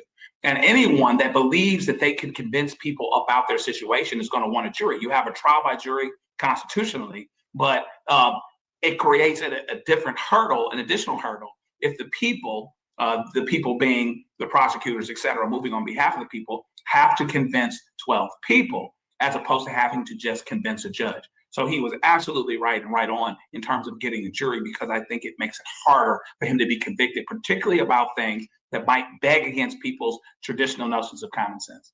I want to ask this question to everybody, including myself. I'm going to ask this question. This is from Sarah Senna. Hi, Jesse. Thank you for being such an amazing host. That's so kind. Thank you so much. How do you and your guests think Diddy's feeling at this point of the trial? Does he go through a briefing with his lawyers each day outside of court? Tyler, I'll start with you. I know there was an issue in terms of him having access to his lawyers and him being able to review certain materials. But putting that to the side, I mean, how does it typically work?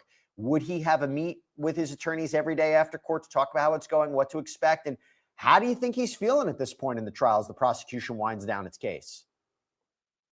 In a case like this, you have multiple defense lawyers, and generally we have a defense team. You'll probably Something's happening in Indy. You know that feeling when you get a new pair of shoes and you just defendant and the rest of the team.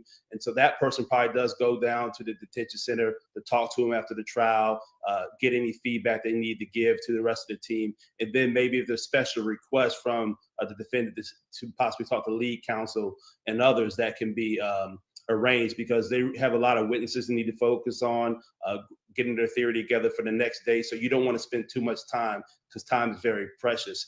And then answering the second part of that question, how is Mr. Combs feeling right now? I think after the testimony of Jane, I think he's probably feeling a little more upbeat and better, because I think the cross-examination really highlighted the defense's overall theme of this being complicated, this not being a criminal act, that they are, this is a relationship. She got some benefits out of this. This is what they did. And I think they landed some punches on their cross and their redirect on cross. Joe, you agree? I see you nodding.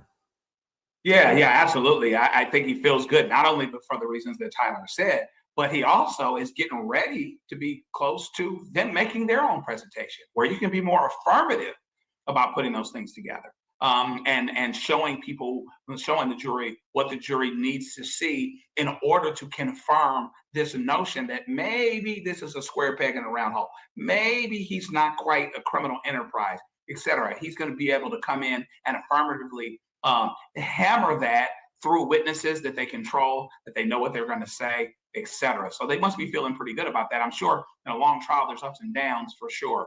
But I would think that this is an up moment, because it's not a situation where, based on the presentation thus far, there's just absolutely no route for him to be found not guilty on at least some of the charges. Look, I'll put in the caveat: we don't know. Like, we really don't know how he's feeling. If I had to take a guess, I think he's expecting to be convicted of something. And what I mean by that is there has been a lot of evidence thrown in against him, and the jurors are human. So you take the one idea of they might not like him, particularly after the Cassie tape. I think he went in expecting it's going to be very hard for a jury to say you are acquitted of everything. What I think he might be expecting is being found guilty of the Mann Act violations, the prostitution violations. I'm talking about transportation to engage in prostitution. I think there's a more streamlined case for that. He might be feeling really good that he can get acquitted, or a hung jury on the racketeering charge.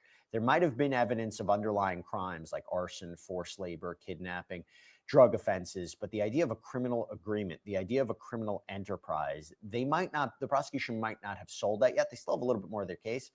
Sex trafficking with Jane, complicated gray area. I think it's more of a streamlined case for sex trafficking of Cassie, but they still might not be convinced that this is what sex trafficking is. But again, I think they wait till the closing arguments to see how it's articulated. It's hard to know. It's hard to know, but I will ask this part. Okay. Okay. Got another super chat question as we kind of wrap things up. Tyler, this is another super chat question from Sarah Sadem. Sarah, thank you so much. If the government aren't calling KK, do they think they've met their burden of proof? Maybe they don't need her, right? That's right. They feel good. I don't think they need KK to prove their case. Perez is doing a good job showing that there's an enterprise that existed, that KK was involved in communications with others. You've had testimony come out about D-Rock. You also had testimony come out about bodyguards. Let's think about the arson of Kid Cudi's vehicle, the circumstantial evidence with the vehicle that was registered to Bad Boy. I mean, there's a lot already in there that helps out with the racketeering. I don't think KK helps out. I think that she is better fit probably for the government of being probably indicted co-conspirator at some point, or maybe pleading out on her own, or who knows, maybe she'll be one of the summary witnesses who could talk about all the transactions and things of that nature. That could be something. That would be a big surprise at the early part of the week. We don't know. Before we wrap things up, I want to give two polls and then one more final question to Joe. So we put up a poll. Do you think the sketch artist Listen to Diddy's note. Basically, he said he stopped making me look like a koala. 55% said no. 44% said yes. And then this poll I want to ask you about, Joe. Which type of evidence is likely to carry the greatest weight with the jury?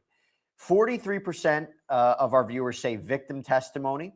31% say evidence, photos, and 24% say Diddy's voicemails to Jane. So the majority of the people polled believe that victim testimony is going to be the thing that carries the most weight. Your thoughts? Yeah, I think so. And that weight can be carried to the good or to the bad. So just because I agree that victim testimony is probably going to be the most compelling, I also think that because it's the most compelling, it also either wins you the case or it loses you the case. So when we're talking about the victims, they're testifying about things that went on, but they're also testifying about their love for Diddy.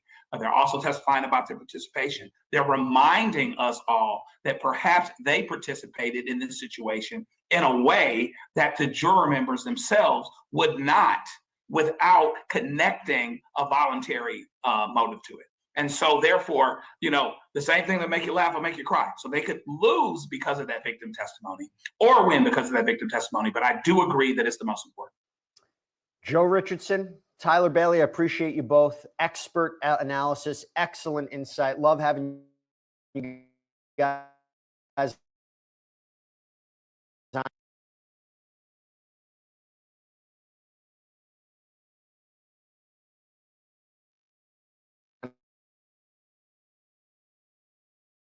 And clearly, I'm not the only everybody. I just want to say thank you so much for the amazing, amazing questions, not only today, but this week. And if you are interested in more about this case, I want to let you know that the second season of Law Each other. Oh, isn't that how it always works? Pretty much. Y'all still fall for that trick? The banana in the tailpipe? What did Willie Lynch said? Get them to turn on each other and our job is done. Didn't Willie Lynch say that? He wrote that, 100, 200 years ago? And it still works to this day? Oh, yay. It still works till this day.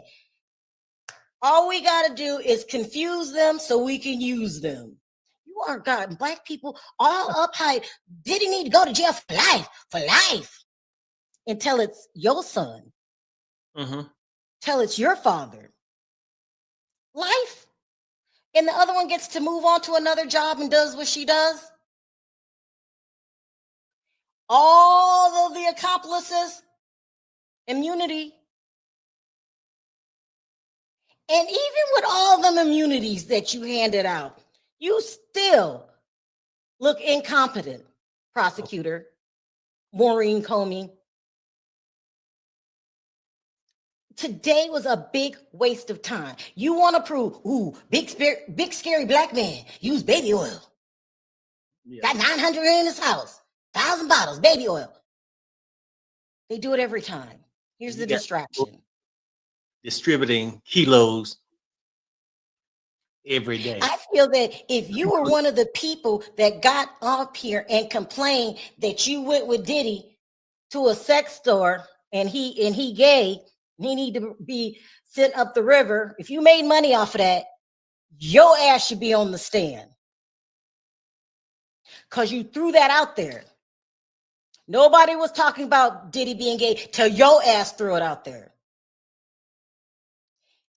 First of all, you were trying to humiliate, because what does it matter? He could sleep with 5 men and 2 women. I don't give a damn. Your sexuality is just that, yours. Mm-hmm. What does that have to do with anything? Smoking the banana, throw it out. I mean, black people, most of us are learning. I feel sad for our youth. And then I feel even more sad for old ass motherfuckers that don't have no other way to make a money besides Diddy. Yeah. It's a lot of money to be made off Diddy. When like if you can please the masses, whether you're telling the truth or not, people want to hear it. Sometimes I'm real convinced people rather hear a lie in the truth. And let me address this really quick. People say you're flip-flopping, you're backpedaling. Have you ever heard the saying, Angel, when you know better, you do better? Are you one of those people that's stuck on stupid? You don't grow? You don't learn nothing different? I bet you're under 25 and you are dumb as hell. When you know better, you do better. It is no law that says if you're ignorant, stay ignorant. Stay ignorant for the rest of your life. Girl, go back to school. When you know better, you do better. That should be your motto for life. When you know better, you do better. You said you wanted him to go to prison. I just told you, I found out what was really going on. You stuck on stupid. It had nothing to do with Diddy. Nothing. I don't know if you were in my chat earlier today. Go back and rewind it. If not, I don't give a damn. This is about moving the goalposts. It was a law created for the mob. With the R. Kelly case, they decided to use it. They want to use it again for the YSL. Let's use it again. This gonna be the black man, I don't know how to get him law, but let me throw everything and see what sticks. Everything to do with race. Prime example, why the hell KK ain't on the stand? When you know better, you do better, young lady. Learn what's really going on. You're about teams. You're about, flip-flopper. That's a stupid statement right there when people say that. That's the only ignorant person that says that. When you know better, you do better.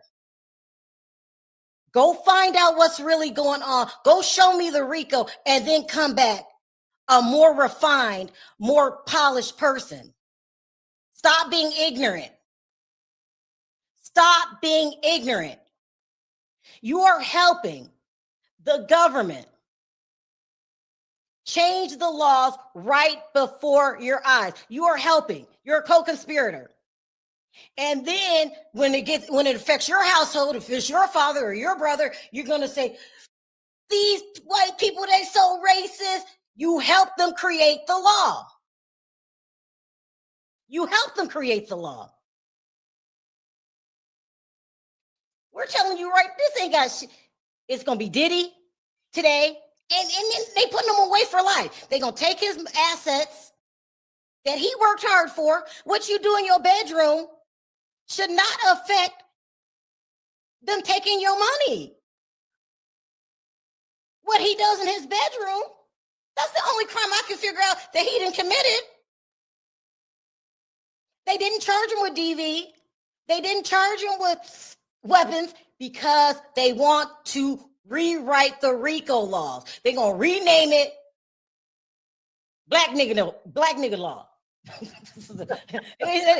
By the time your children are adults, they're not going to know that the RICO was designed and made for the mob. They're going to know, and they're going to say, oh, it was made for black men. And then you want to cry about it. Then you're going to want to do something about it.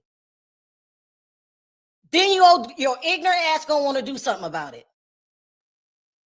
When you know better, you should do better. I realized what was going down. No KK.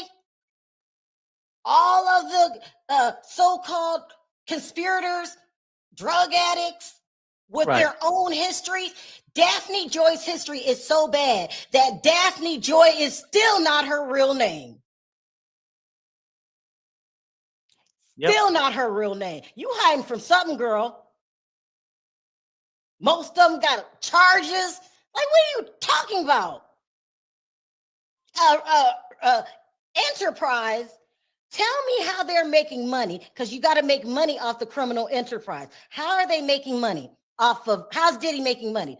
Or is he the one dishing out the money? You need to grow up, young lady. You ignorant as hell. Grow up. You think that this is not going to affect you because you don't have that kind of money. No, it's going to affect your people. Yep. It's going to affect your people. So when I tell black men, wise up, Don't give them a reason to lock you up. You're going to say flip flopper, flip flopper. You flip flopper. You're ignorant. You're a troll. You shouldn't be in here. Let me help you out. Let me help you out. You shouldn't even be here. You too immature. Bye-bye. I don't have time for that. Yeah. All of that, you damn right I'm flip-flopping. My eyes are open. But let me ask you this. So when people come in with their own opinions before a trial start, you'll feel a certain way. And I get why a lot of people feel a certain way. Over the last year, you on every day on social media, you're hearing some kind of allegations, right? Back and forth. But when the trial actually start, at what point do you start to realize what's real and what wasn't? They don't. They never will. They never will understand what's going on. They're ignorant. There is a portion of Black people that are our own worst enemies. She's more dangerous than the prosecution because she's stupid enough and dumb enough to believe in their mantra, go back and feed it to some other ignorant people. And now they're running around talking about Diddy should go to jail for life. But what happens is when it hits home and it's your damn daddy, don't come back in here with your ignorant ass. I didn't know. You know, they sure doing institutionalized racism. I didn't know. You know, and then people will say they looking out for justice. But even what we're trying to tell you is a bigger picture. You should be looking out justice for yourself too. If you let them get away with this ninja lynching today, it could be possibly you or I tomorrow, right? That's all we're saying. Nobody's saying, and I'm going to say this one, as long as this court case go on, you have to keep explaining it. Not saying that Diddy shouldn't pay for crimes he paid, but you shouldn't be able to make up crimes to put on somebody. I mean, she's ignorant. Listen, for many years, Black people weren't allowed to read. It was a law. It was a law. We got in trouble for reading because when you educate yourself, you look at stuff different.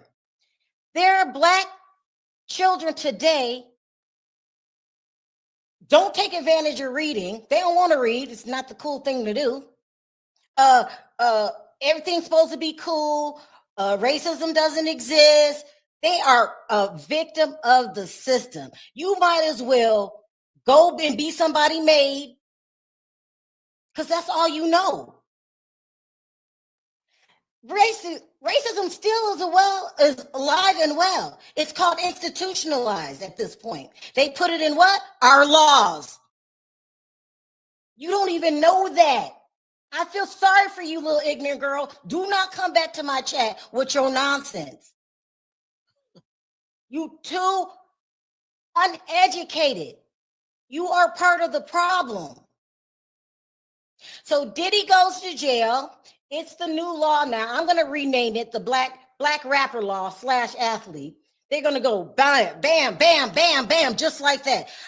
I wanted to ask you guys, because I don't even think you get it. Right now, in this generation, I want you to tell me the biggest recording artist of all times right now. Put it down. Put it down. I want you to tell me who's the recording artist bigger than Prince and bigger than Michael Jackson. Go ahead. Put it in the chat. Tell me who has that kind of power and that kind of fame that's African American for this generation, this new generation. Put them in the chat. Oh, wait a minute. There are none. They've been systematically taken down. Someone said Beyonce. Yeah, who gets no credit for Cowboy Carter. People are trying to talk bad about her now. Ooh, look at her. Look at Jay-Z. They don't trust them. They Illuminati. Y'all don't know. At one time, there were so many Black entertainers dominating the industry. Because let's just be real. They've been copying our music, our style for years and not giving us credit for it. Right now, the Koreans really think they invented dance. They didn't put break dancing in the Olympics. let me keep you guys up to date. Hold on. Okay, judge is back, says, all rise. Here we go back to this boring ass testimony. If they do not come with something real, I'm just going to pull my hair out. So we went through baby oil again, still not laced. Somebody please tell me in the chat, what's the importance of keeping talking about baby oil every damn day? Okay. Somebody says, Mr. Perez, you were subpoenaed, and do you have an immunity agreement? Y'all know what he going to say. Yes. Attorney, let me show you this. What is it? He says, Mr. Combs' Gucci pouch. Attorney, what was in the Gucci pouch? He said, drugs and money. Okay. I'm so glad he's enlightening us that Diddy is an addict. Girl, I have been waiting all this time to find out what the real problem was. We know he's an addict. You've been talking about this for 4 damn weeks. You've been talking about this before he went to trial. So now we to believe that he's an ex-trafficker. He must have got on the plane and went and talked to Pablo Escobar himself. Attorney. Now, some text between whom? He said, me and Rob. Attorney. Rob says, you will locate his Gucci pouch in the bathroom. What did you say? He said, I text. There was no residue and I didn't steal any Addy. LOL. Attorney. Meanwhile, what? Question mark. Adderall. Okay. We have another employee on the stand who's probably getting ready to admit to having a drug problem. We have another employee on the stand that's getting immunity. We have another hostile witness. He said himself, I read it to you. I don't want to be here. You put me on the stand without immunity, I will plead the fifth. It's crazy. Very, very crazy. Yeah, I'm not sure where they're going with it. Like, they're not going anywhere with it. And it doesn't take an educated mind to figure this out. Right. Because why you got to prove he has something when you ain't prove anything else? Nobody questioned when people say, hey, they named all Hold on, Perry. Yes, Angela, it's a prescription drug. It is the white cocoa that is given to lots of people, probably 47, but it's no different than the white powder. It's the big C. We all know what it is. Are we shocked that one of his employees is taking Adderall, which is just the prescription name for the cocoa? I don't see any reason for this witness. We know about the tapes. We know that Diddy's a freak. We know he's an addict. Mm-hmm. This is a disgrace. This kind of case with this many eyes on it, the Southern District of New York should be ashamed of themselves. Let me read this. Samizer says, as part of your employment, did you have any role in obtaining drugs? He said a handful of times. I purchased or grabbed them from someone outside. Attorney, who are you getting the drugs for? Oh my gosh. He says, Mr. Combs. She said, which drugs? He says, the white powder, Xanax, and Molly. How many times have we heard this in this case? How many times? It's getting embarrassing at this point. It's getting embarrassing. Yeah. They have nothing on Diddy. And even though it's the popular thing to do, put him away for life. Lock him up, throw away the key. Girl, he got to go. What? Are you waiting for a white person to tell you there's no RICO here? You don't have sense enough to see there's no RICO here. Oh, you're a flip-flopper, girl. No, which one? Say, yeah, go ahead, make up some charges on him, put him away from my life, and take his money. Yeah. That's what you want me to say? Okay.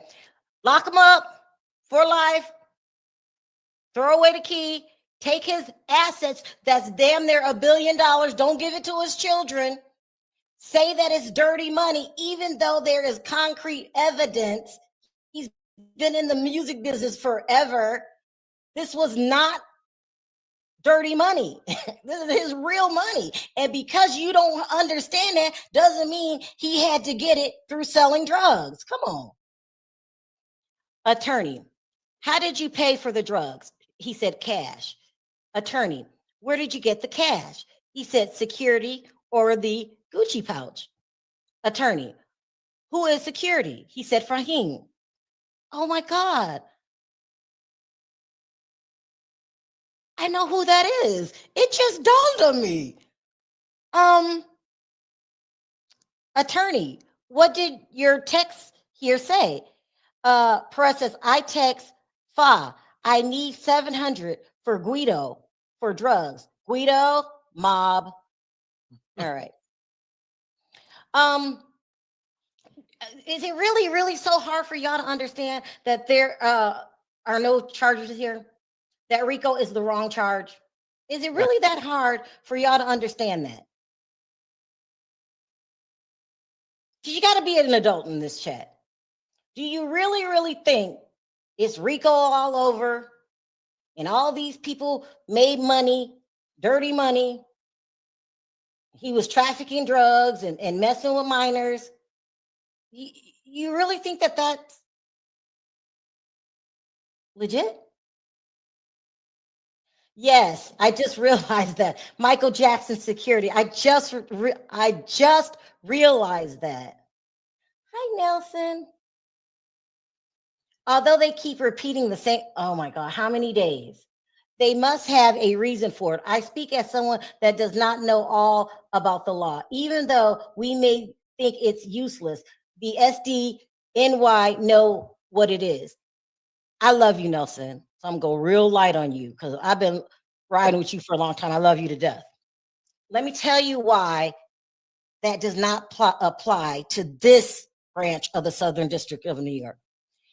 The old Southern District of New York had a stellar record.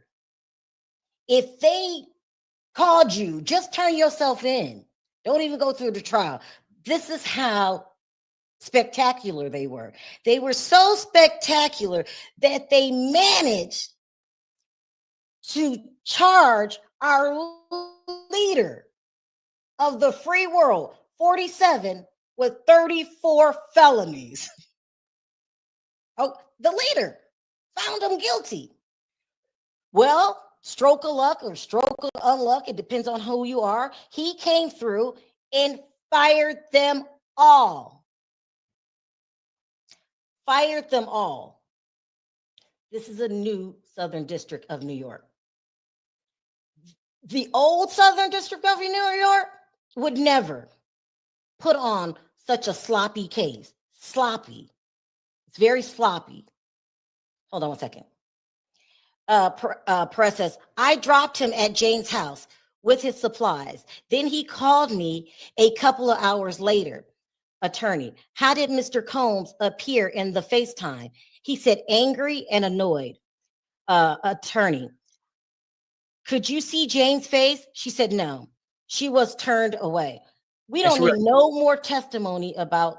You missed one too before that. I was trying to wave you, but I thought you seen me waving. But attorney, and this text, I text him. I'm still waiting for funds from TriStar, Mr. Combs' business manager.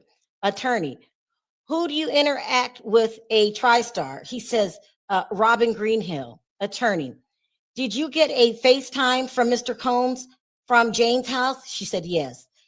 Perez says, I dropped him at Jane's house with his supplies. Then he called me a couple of hours later. Attorney, how did Mr. Combs appear in FaceTime? He said, angry and annoyed. Attorney, could you see Jane's face? He says, no, she was turned away. Let me tell you, Diddy's an addict. Mm-hmm. Addicts have extreme mood swings, depending on what stage that they're in. Attorney, what did Mr. Combs ask you?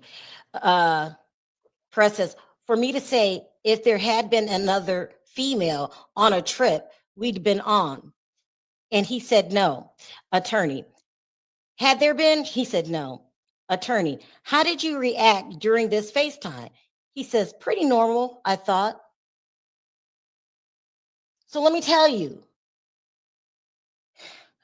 this district, Southern District of New York, I can't believe how sloppy this has been. First of all, you say it's not a evidence case. This is a circumstantial evidence. But you asked me to make a decision beyond a reasonable doubt. When it's circumstantial, there's always doubt. That's number one. And I'm not even an attorney. They should have been know that your father, Maureen Comey, was the head of the FBI. You know the rules. So circumstantial. Okay. I'm going to throw all this at you, and I want you yourself to figure out how it connects. I shouldn't be figuring out shit. You're the attorney. Lay it on the line. This is how we get from 1, 2, 3 to step 10. You're supposed to lay it out. No jury has to find this case for you. And then once you found the case, nobody should argue about it because it's beyond a reasonable doubt. If I walk in the house and Perry got the GUN in his hand, I can't say it was in anybody else's hand. I'm not figuring out nothing. Guilty. You had the GUN in your hand. I didn't say he looked under the bed. He went, and here's a receipt of one he had 3 years ago. Then he went in the bathroom. You're going to lose the audience like they're doing right now. I want you guys to go to the neighborhood talk. Get in the comment section. Everybody's saying this is BS. This is BS. But if you are a fragile mind, you would say, I've got to stick with it because that's what I thought in the beginning, and I don't want to be called a flip-flopper or change my mind. No, see, now you know I love you. I agree with you, Auntie, about the Southern District of New York. They should have charged him right. But they also have done this for a mistrial. Mistrial's written all over it. Not guilty written all over it. You haven't proven to the jury. So now, okay, you have a flimsy case. I'm Maureen Comey, okay? I'm at home. I'm talking to my dad. There's a reason you was let go, but we ain't gonna go that far. I'm at home talking to my ex-FBI dad, who, you don't really like Black people like that. That was true during your tenure. I'm talking to my dad and I say, well, this isn't looking too good, Dad. The public's turning on us. At first, they were all saying, lock him up. And now people are saying, show me Rico. What should I do, Dad? Well, yeah, we already put the Rico out there. We can't change it in mid-trial. Let's just go after the Black jurors on the jury. That's your best bet. Let's get them replaced by white females that know nothing about rap culture. Hopefully, we can get a conviction that way. So you're making shit up because you said that the juror was nodding his head, making eye contact with Diddy, agreeing with Diddy as if they knew each other. The problem is you're the only one that saw that.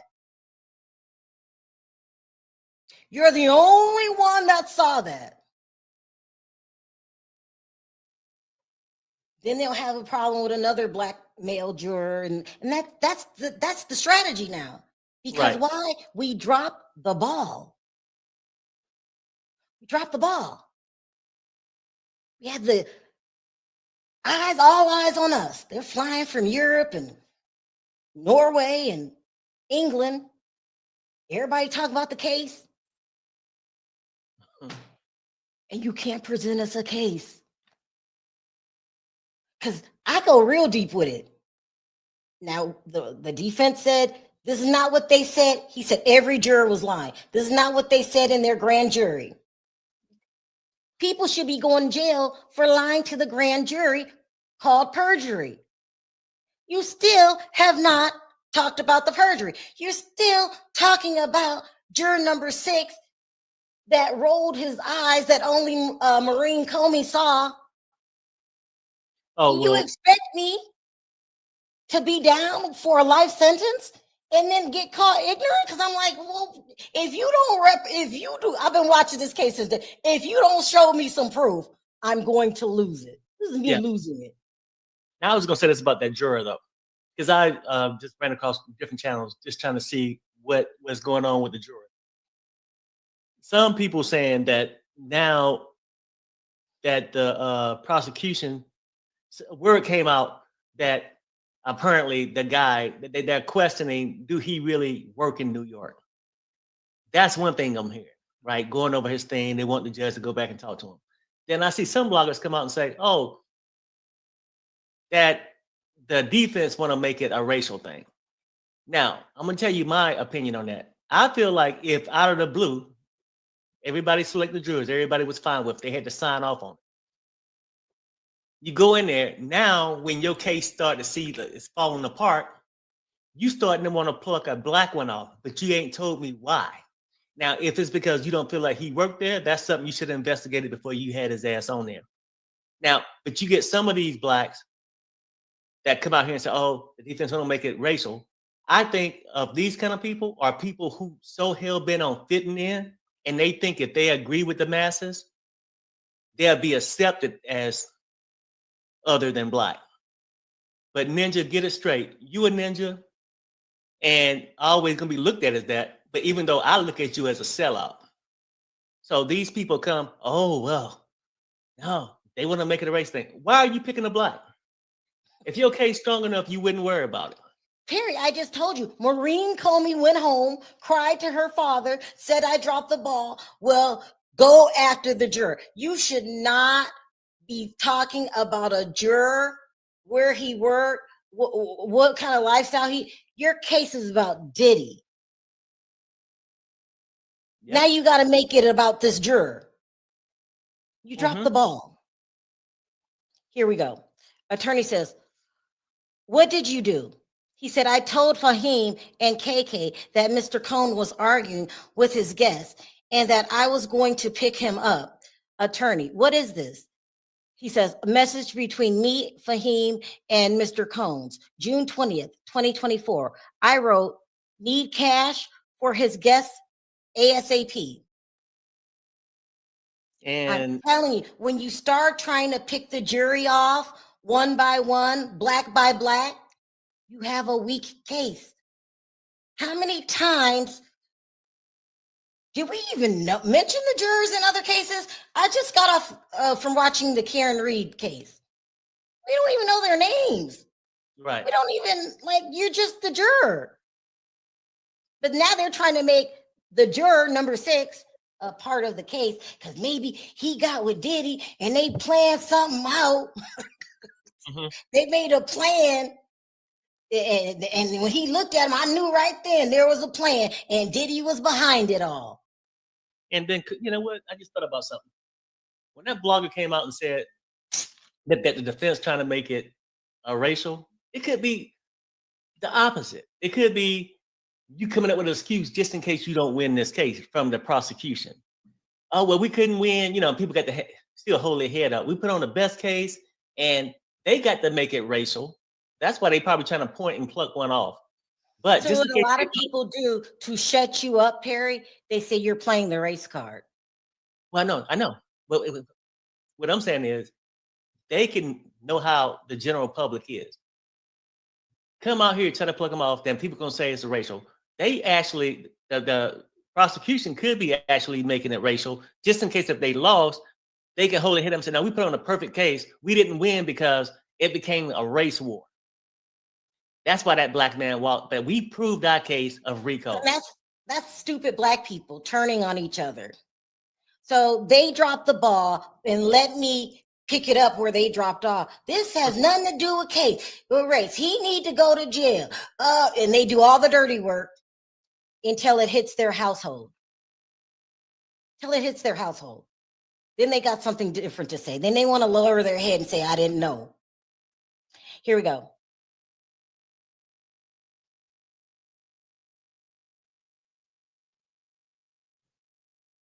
I'm about tired of reading this. I might end this early. Perry, this is just nothing.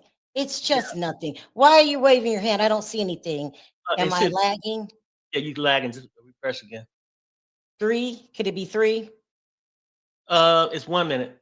It's 1? Okay, here we go. Just Maybe. popped up. Attorney says, do you know where the money was for? He says, no. Attorney, why did you leave working for Mr. Combs? Attorney, to avoid a situation like this. Attorney, how do you feel about Mr. Combs? He says, great.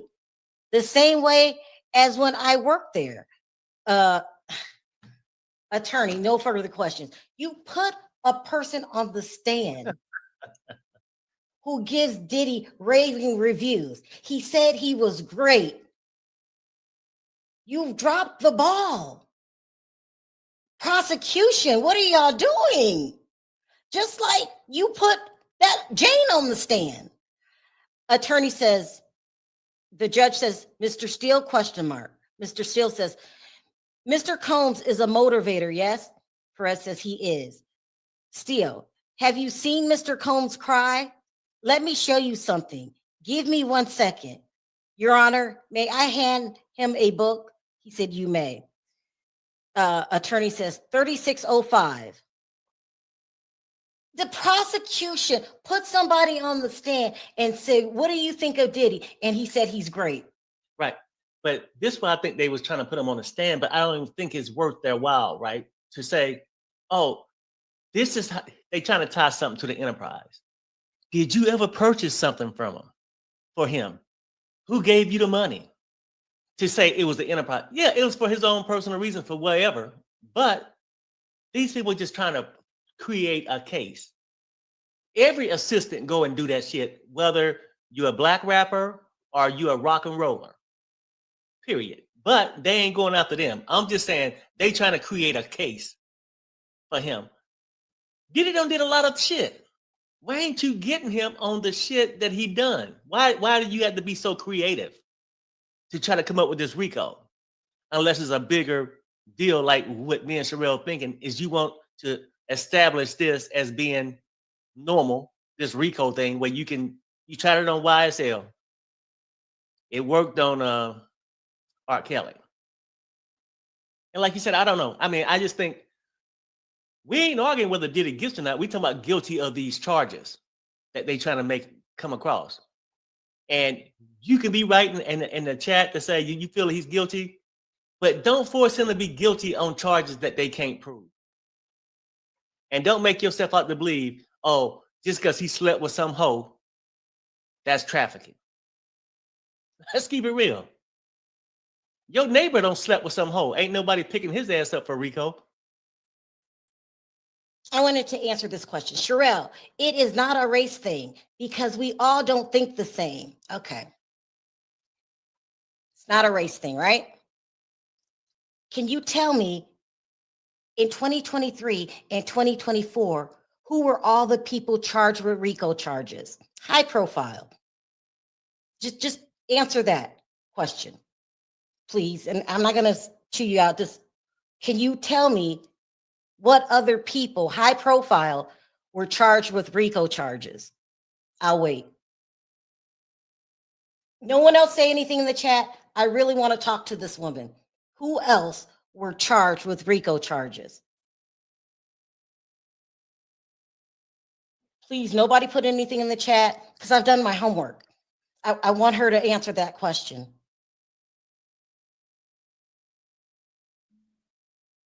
No, I'm not asking you, did you watch the YSL? I said, who were charged in 2023 and 2024, high profile celebrities were faced with RICO charges? Please, just answer that question. Because you want to know why I'm thinking this way. I'll wait. Parent about done reading this shit. Hold on, let me read it and then Perez says, I can't remember if I was crying, but this does remind me of that he was upset. Steele says, look again. He said, it does not refresh. Steele says, okay, You said there was a lot going on. Do you remember the March searches? He said, yes. Attorney, you saw the news. He said, yeah. Listen, the defense is doing what they have to do. They're going to talk about Diddy donating money to colleges. They're going to talk about Diddy standing up for, he's not all bad. He's just an addict. And he treats women horribly. But Right. did she answer the question? This is a law that they are continuously using for Black men. Now, I thought it was high profile Black men, but before the break, we had 2 Black men come out and say they were survivors of RICO. When you know better, you do better. Look it up, please. Look it up. Nobody's making this up. And people say, don't use the race card. They say that to shut you up. I'm allowed to talk about problems that my community is having. Right. I'm allowed to do that. I will not shut up. Got lots of white people in the chat. All my mods are white. These are white people in the chat. And they understand what I'm talking about. You should understand what I'm talking about. Okay, it says Steele. We got Brian Steele in the house. I like Brian Steele. He's Caucasian. I like him. Here we go. He says, have you been in a bedroom at 2-Star? Perez said, yes. Steele, did you ever see any GUNs there? He said, no. Steele, did you ever see him with firearms? Perez says, never. I only saw security with them. Steele, because he's a man of note, right? He said, yes. I don't know what that means. Only charging Black with unconventional RICOs. I don't think people realize this, or maybe they do. And that'll be the Black people they're just ignorant. And I don't have time to catch up. They don't have time, I don't have time to wait for them to catch up. This has been going on before Diddy. You didn't even know it's the new Black man law. You saw a YSL case. Well, that should have opened your eyes a little bit, because they were forced to let Young Thug go. They actually have this man on probation for 10 years for committing no crimes. Let me keep going. Oh, wow. Attorney Steele says, have you been in the bathroom at 2-Star? He said, yes. Did you ever see any GUNs there? He says, no. Did you ever see him with firearms? He said, never. I only saw security with them. Steele, because he's a man of note, right? Yes. Steele, he is a man respected in many fields. Objection, I'll ask this. Have you worked with other celebrities? He says, yes. And many of them have security, right? He says, they do. Steele, you mentioned Jane. She was nice to you? Question mark. He said, yes. Listen, this is what they're getting to. It's not unusual for a security guard to have a GUN. Exactly. I cannot with this case. I cannot. And to be quite honest with you, just in my opinion, I can't prove it, but just in my imagination, it's not surprising for a lot of celebrities to have a little pharmaceuticals around them. Just my opinion. Someone says, Perry asked people in the chat, how many of them have ever been sucked in by the law? Only people who have not been in anything with the law thinks the law is just. Oh my gosh, you're so right. It is not and never was. Listen, to the lady that refused to answer my question. No, I don't think she refused to answer. I think she couldn't. To the lady that couldn't answer my question, it's a bigger picture here that you need to consider. Only our people fill the jails. You should know that. Am I pulling the race card when I say, how come the jails are full of African American men for free labor? Am I pulling the race card? People say that so to quiet you because no one wants to look like a racist. I'm saying it, and I'm not a racist. Our jails are filled with our people, and they That's not want Diddy to join the group. Here It's we not go. race. That's reality. Brian still says, you called King Knight's personal time, right? He said, yes.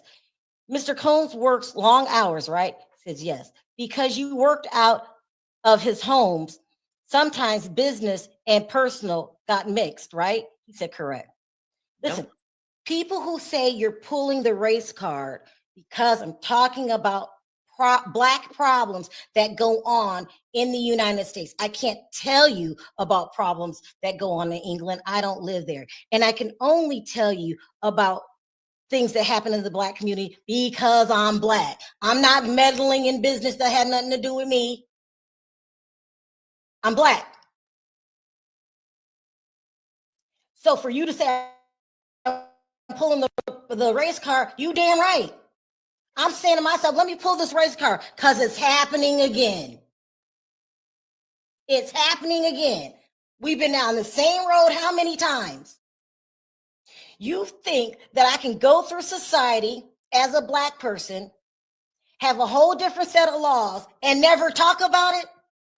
Mm-hmm. People want to call me racist because I'm talking about it. You're not going to shut me up. Girl, you should be talking about it. You're Black. You got a daddy, right? Whether you know him or not, you got a daddy. You have sons. Why aren't you talking about it? Yes, well, I say this too, and this is my opinion. I think a lot of people would toss it out there as a form of avoidance of having a true, real conversation, because it makes people feel uneasy to talk about race. Now, it'll be race if he came out and said, no, he only doing this because he's Black or whatever. We telling you the injustice of it all. And if we can't have these conversations, I think we got a grown-up chat that can have these conversations. We all experience different things. And I'm not Hispanic or Spanish to know all these deportations is a race thing. Would you agree, Sharrell? Is it a race thing to you? Very much so. Right. Let me give this update and you can continue. Yeah. Brian Steele, setting up a King's Night, was that business or personal? He said personal. Steele, was buying drugs, dash, I'm not saying you did it often, dash, that was personal too, right? He said, right. Steele, you're buying lingerie for Jane, personal, question mark. He said personal. And let me say this too. You asked Brian Steele if there is a race problem in the United States. He's white. Ask the white man, because some people needed to come from white people. Some Black people don't respect other Blacks until they tell you, until a white person says it's okay to think it. Go ahead, Perry. Yeah, no, I was just saying, like, oftentimes it's a way to keep us from expressing what our lives are about, what we go through. Because people, I think, that's not Black, it's easier not to get the knowledge, because then you'll be forced with the issue. When you see something racial happening, you'll be forced to stand up for it. If we never had a conversation, you could say like, oh yeah, I don't know, I don't see nothing wrong, everything's great. But life don't go that way. We have a culture going back from slavery, how the fuck we've been treated. And now the injustice that we get in our own country, and mostly it's because we're Black. We're not treated fairly. And don't convince yourself that we are. When we have a thing, it makes people, I think when you bring up the race, it makes people feel uncomfortable.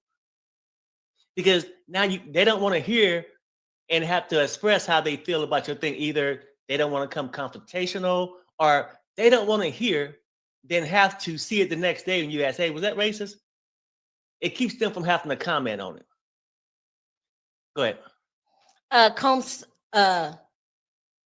Steele says, did Jane always appear to you to be a willing participant in the King's Night? We've gone from freak offs to hotel nights. Now it's King's Night. All right, here we go. Attorney says, objection, overruled. He says, yes, always.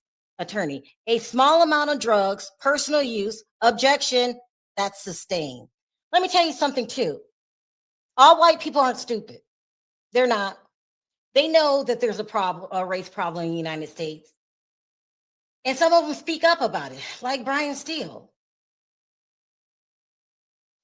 How can we solve problems in our culture if you never talk about race? So you got the wrong one. You can call me a racist. You can call me a bigot. I'm going to keep talking till I'm done talking. I'm only going to shut up when I feel like shutting up. So that's a problem for you. You know what you can do. I'm not trying to be mean. If it's a problem with you, go find that salacious liars, those liars that told you that this case is about child ex trafficking and Diddy being with minors and Diddy being gay and Diddy is sleeping with his mom and Diddy they actually, and they're mad at me, but you can listen to somebody who said Diddy was making love to his girlfriend and called out his mother's name, but you're mad at me when I say this is race. This is racist. But you can listen to the over-the-top, salacious stuff.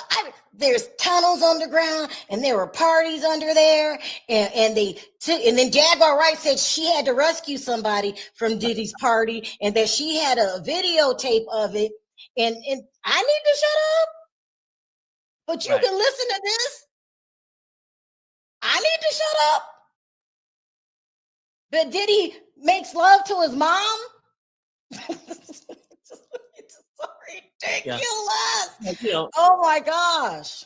That's the crazy thing. And that's the part, it's a hard thing because a lot of people, you'll be deemed a certain way. If you want to be open and have a real conversation about race, about different communities, sex, I mean, even gay and straight, they have a hard time just being open talking about it. But it's like avoidance. But it's something that we need to do or we'll never get past it. So we know not all white people, so people want to generalize it, are ignorant to the fact that racism exists. A lot of people do. And some that don't, I feel like, well, why are you making it race? It's not about race. We just educating you. This ain't about us trying to use the race card. We discussing how our people get treated. So you have a better understanding of it. It's so ridiculous. People are ridiculous. I remember Jaguar Wright had a whole bunch of people in her chat. And she was talking about Jay-Z was after her and they had to hide in the bathroom because he was outside the door. And I'm telling you, thousands of people in the chat, I'm in the bathroom. He's outside. He's coming for me. Mm-hmm. He's on the way. He's on the way in. Sharrell, shut up. We don't want to hear that they don't have no charges against Diddy. We want to hear about Jay-Z on the other side. And then Jay-Z got Jag pregnant. We want to hear that. Jaguar Wright. We want to hear that. We don't want to hear about stop letting these government officials pass laws behind your back and you not be aware of what they're doing. I don't want to hear that. What happened when Jay-Z got you pregnant? What happened, girl? Well, then I had to sneak in the party and I had to videotape. I'm not lying. Jaguar Wright says she has videotape of the freak out. I had to get the videotape and we had to get the girl out. And I remember they drove up in a truck and we had to take her on the underground truck. Jaguar Wright's the truth. Shut up, Sharrell. Stop talking about a flawed system that's designed to go after Black people. You don't know what you're talking about. You're pulling the race card. Yeah, and this really, to be honest with you, even though Diddy's on trial, a Black man, them putting him on trial don't make it racist on his face. But when they start to struggle, to me, they start to cross that line a little bit, where now you want to make something out of a Black juror and suggest that he may need to be removed when you haven't proven shit to us. If you'd have had an ironclad case, you probably wouldn't worry about the Black juror. But now it's almost like you're being desperate. I think we may have an update. Let me check. Not yet. Yeah, I don't see it yet. Let me see this. Crazy Nancy. I have to label her now. Crazy Nancy Grace, who we all know, I'm wrong. I'm wrong with Nancy Grace. Something is wrong with Nancy Grace. Talking about Diddy like she knows what she's talking about. Talking about how, oh, guess what I found out? Diddy's name came up in the Tupac case. First of all, you're a decade late. You're getting people's names wrong and the story mixed up. So I'm just gonna call you a liar. You think it's funny to eat Tootsie Rolls on camera because you heard that Diddy had a little, this is what she had, a little wiener. She is destructive to the Black race. She's making a mockery out of, she's eating Tootsie Rolls. Didn't they say you had a little teeny wiener? We're not going to talk about all the fat you got going when you stand up. We're not going to talk about your hair looks like you went through a fucking car wash. We're not going to talk about you are a nut job. You're making a mockery out of this case. Then you go find some ignorant Black people to help you. She's up there eating Tootsie Rolls because she heard that Diddy has a little bitty wiener. Okay. Brian says, can you estimate percentage of your work, business and personal? Perez says, I say personal was 1%. Steele, Mr. Combs needed help connection to Bluetooth. He said yes. Steele, he was not very high tech. He says he was not. I mean, listen, there are a lot of white people who help Black people. Matter of fact, they help Hispanics. We don't see too many Black people in these new protests because, we got to sit this one out because we told y'all. We got to sit it out. But Brian Steele is one of those people. Didn't he get convicted, held in contempt, and had to go to jail a night? I think he did. Like, when I'm talking about race, I have sense enough to know not all white people are racist. All of my moderators are what? White. They know what I'm talking about. I got white friends, Freddie from overseas. He knows that there's a sickness in the United States called racism, and he comes on to support me. It has to be talked about, has to be dealt with. Yep, and that's the part people don't want to talk about. I'm saying, like, and people would say, yeah, because it's the heart, and people, at this point, as an adult, you should already form your opinion and got it. But to actually hear it from a Black person telling you this and analyzing it, maybe it's tough at first. But if we don't have these conversations, nobody will ever get it. Go ahead. Okay. Brian Steele's talking, the guy that helps Black people, he says, Mr. Combs was working on an album very hard, right? He said, yes. You and KK and Mr. Combs were close, right? He said, yes. Steele, but you are not saying it was actual. He said, I am not. Child, they act like Diddy stuff with everybody, even the assistants. It's just getting ridiculous. The Southern District of New York should be embarrassed. I've covered a lot of cases. I enjoy covering cases. I don't think anybody has lost this bad in a long time. If you do not bring KK on this stand, who is a co-conspirator,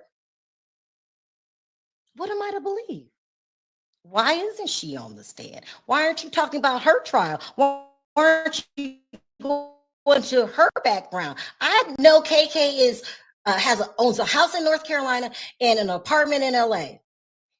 We did a thorough background check on her. We went all over her IG and everything when the case first came out, because that's what we do. We go into people's background and we figure out what's going on so we can understand the story better. Why is she wiped from the internet now?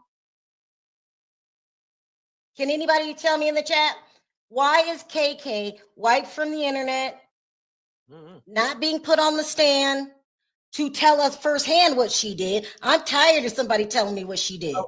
Perez, you can stop talking. We don't want to hear from you. We want to hear it from her. Go ahead, Perry. Okay, I want to thank Travis for the super sticker. And then thanks to Tony. I was just trying to catch up. But no, I'm just saying this. we can keep going back with the KK based off allegations or things that people are assuming, information that they're assuming that she can give. They haven't proved this shit. And she can come on there, but what can they ask her? They got the assistant on right now. They thought they had the smoking GUN. Oh, yeah, I went down to the door and pick up some drugs for him. Then Steele came back and said, hey, you don't work for a lot of celebrities. Was that business or personal? Personal. Okay, go ahead.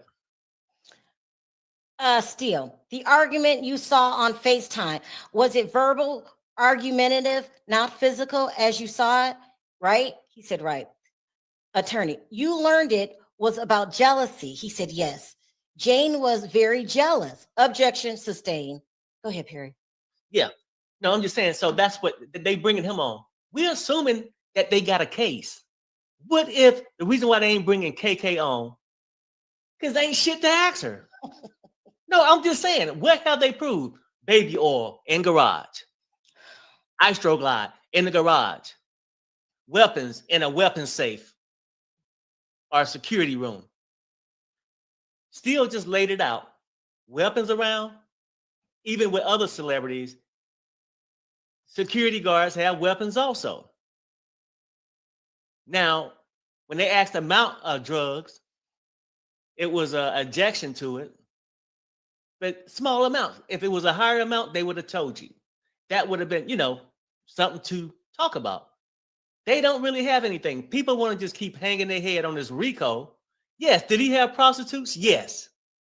Did he fly people out? If that's what you want to do to try to hang this man on, go for it, right? But why ain't you getting the ones who were soliciting, who flew their ass out to be a hoe? It should be some charges laid there too. But no, we just going after the black man. In this case, the black man. That's what you're going after. Hell. Yeah, because also too, 47 ain't got no RICO. No, I'm just gonna keep it real. And funny money done with his businesses. People have got paid from his account, business account. So I'm just saying, people, if you can't see this a far stretch, yes, is Diddy guilty of a lot of shit? Yes. These charges are too much and the shit they trying to do to him. That's all we saying. And people need to back the hell up a little bit because racism is real. Now, we can't argue racism when the case first started, but now that they losing, to kick a black jury off, it make you wonder. It make you wonder why you picked the black one. Why is he a problem now when your case just start to fall apart? Did these damn witnesses you got on the damn stand,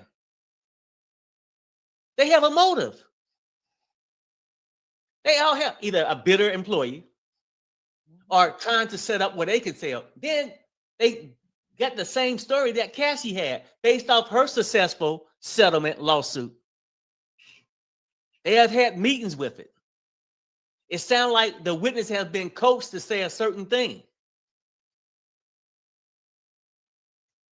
Just go ahead, Sharrell. I don't even know. Somebody's at our front door. Oh, okay. I'm going to the bathroom. I'll be back. Mm-hmm. I didn't told y'all before, like if I don't know you, I don't answer the door. All right, let's see. I don't see any updates. It's Amazon, Sharrell. Oh, is it for me? I told you I have an obsession with Amazon. I get so excited. I have an addiction to online shopping. I love the whole process. You order it online. You order the tracker, right? You watch it every day to see when it's coming. Something's wrong with me.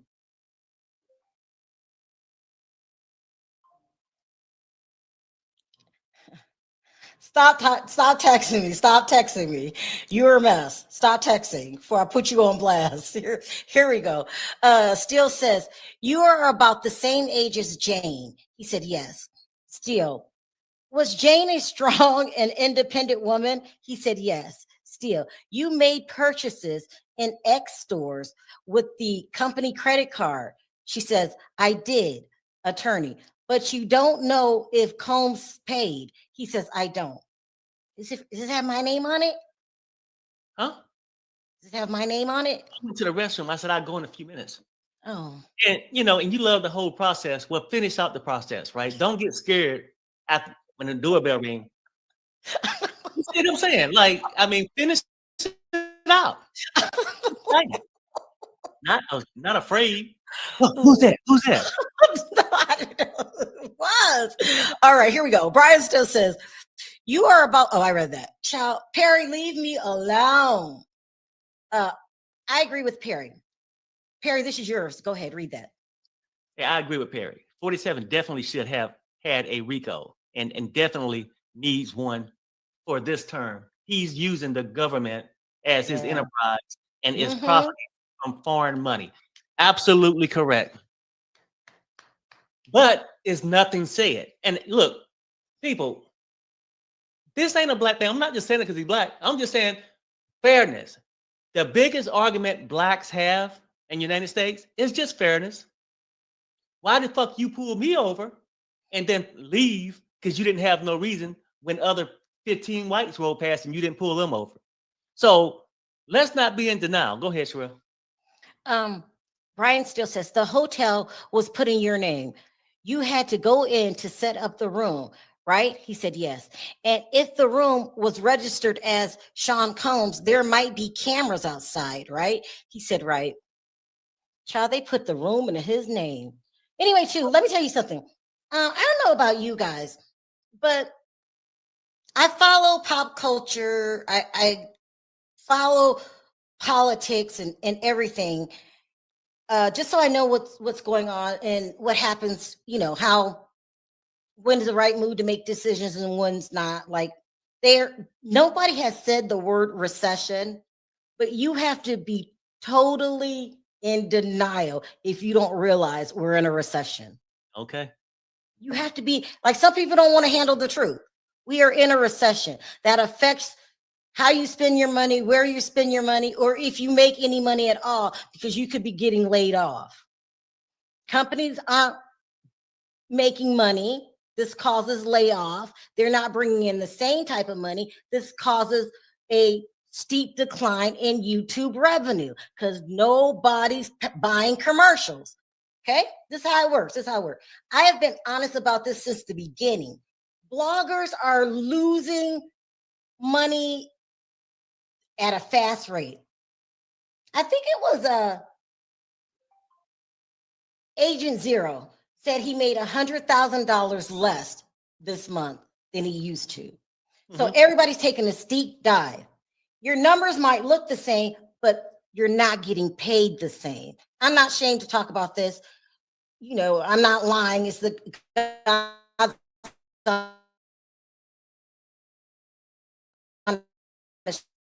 truth.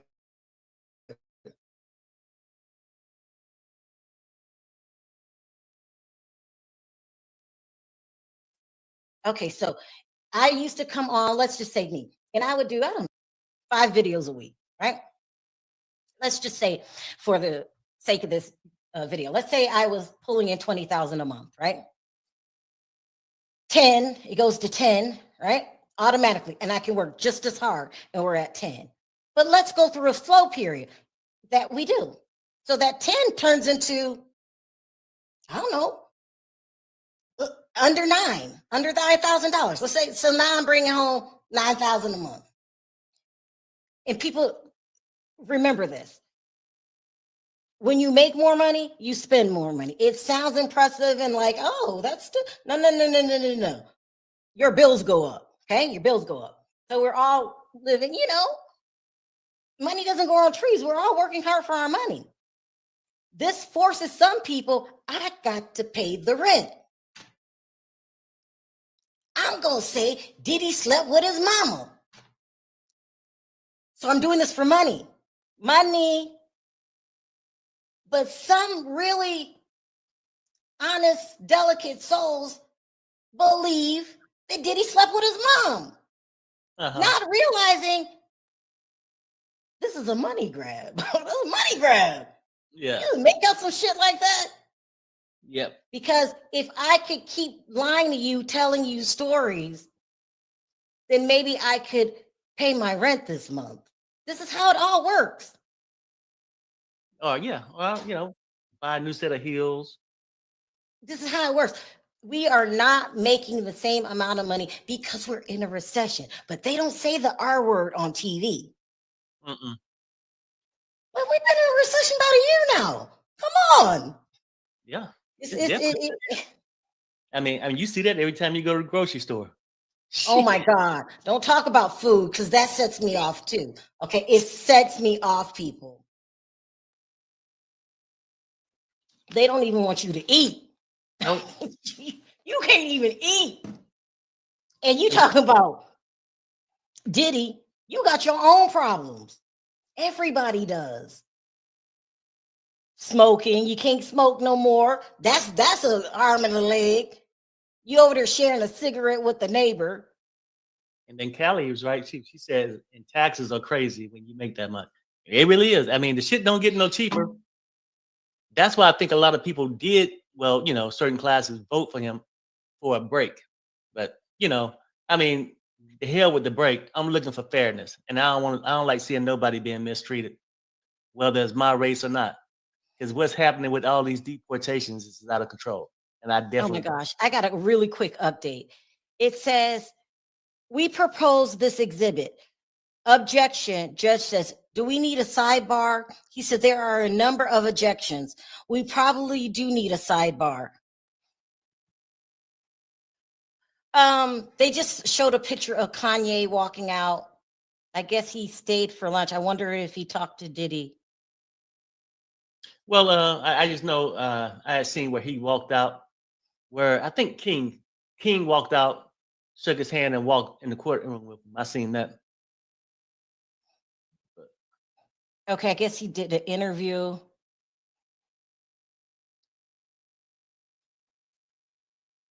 An interview from Inner City Press. Okay, that's cool, Kanye. Kanye can be cool sometimes. Don't get it twisted. Sometimes when he ain't high. No, I'm just joking. Just a joke. Just a joke. That was cool. Anyway, yeah, so it's a lot going on. Sharrell, you are spitting straight facts. Oh, thank you. Some of the bloggers are straight up lying. I mean, times are hard. Times is hard, but you don't do that. Times are hard. Do I just go rob a liquor store? Times are hard. We got to get through it. We got to get through it. And you definitely don't throw your community under the bus unless you just one of those people who thought you was above them anyway. Someone said 47 didn't do this. Do what? I don't know what you're talking about, but let's not get sidetracked with that. We can Okay. save that for tomorrow. I just don't know what they're talking about. Yeah, me neither. I don't know. Ish, I might be LOL. I mean, times are tough. We have to recognize that. We can't go in the dark, bury our head in the sands. Times are tough. If you are sharing a cigarette with a neighbor, it's time to quit. I'm saying, you over there talking about you get 10 puffs, I'll get 10 puffs. We can make it last. You over there sharing a cigarette with the neighbor. And that's right. Perry, how much are cigarettes now? Shit, I don't smoke them, but I imagine at least 10 bucks. Here I've been like in New York, they probably $18. Shit, that shit expensive. When did cigarettes get to be $10? I No, remember them being $2. I mean, they've been $10 for years and years. I'm just saying, and that's out here. But New York, that's how people would go to other states to pick them up and bring them back to New York. Because New York, that shit was expensive. Even Maryland, because we left Virginia, go up to Maryland. I think cigarettes was $6. I went to see my sister in Maryland. I was like, what? $10 or something. I almost stopped. Shit. You have to pay $10 a box approximately to give yourself cancer. I'm just joking. I want Perry to stop, okay? Don't get me started. I mean, people pay more for food for it to mess them up. Jane thought times were tough. She had to do what she had to do, okay? You know what? Trying to get it in. The last night too, I was watching Dennis Byron show, right? And I like his show for this reason. He upfront, but he's fair. and he was just talking about how they want to get Diddy to build this RICO by saying it's financial fraud, like fraud, financial fraud, like coercion, right? But he's like, well, that's for a person that don't have anything and you using leverage over them. Diddy shouldn't have to have paid her rent when she said on the stand herself she made $50,000 a month of OnlyFans for only like 1 or 2 shows, and we wasn't in court, right? For only 1 or 2 shows. So now you got the jurors up there missing work, regular job 9 to 5, and probably ain't making 50 a year, and you up here laying on your back twice a week. No, I'm just saying. Twice a week. And how lazy can you be? You spend more time at the freak offs. It made me believe you enjoyed that part because you got a variety. You got a variety, right? 2 days a month. Damn, child. I mean, you had a good 15 more days in you. You didn't need that money. I don't think she was aware how stupid she sound. You spend $10,000 a month. You can't find a cheaper place than that. You seemed really guilty and out of touch, ma'am. Very guilty. She can afford that kind of place. She's just greedy and a freak too on top of it. Because there's no excuse. I was forced to do it. But then when you get a break, you could have left. The man tried to pay you to leave. You demanded $450,000 for y'all breakup. You wanted $100,000 per year you wasted, right? He didn't give her the money, but it shows you he was willing to let you go. The next week, rang. A couple times she drove off to go and pick up something. She could have just kept driving. These people aren't victims like you think they are. They're money grubbing hoes. That's it. I can't. Diddy's a freak, and they money grubbing. You know, only thing they want to do is see that purse fill up, maybe a new purse, then legs up.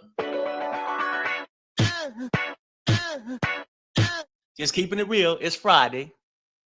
I ain't gonna sugarcoat it. I'm just gonna tell you how it is. I mean, you ladies know what y'all got to bring the boys to the yard. Oh my God. Something is so wrong with you. I don't know how I did it for 34 years. Somebody pray for me. Something's wrong with him. And where did you get that little dumbass? Child, I can't. Anyway, I said my piece. What y'all got to say? Nelson's still here. Perry he's out of control. He hasn't changed, nephew. He has not changed. Matter of fact, Nelson's not my real nephew.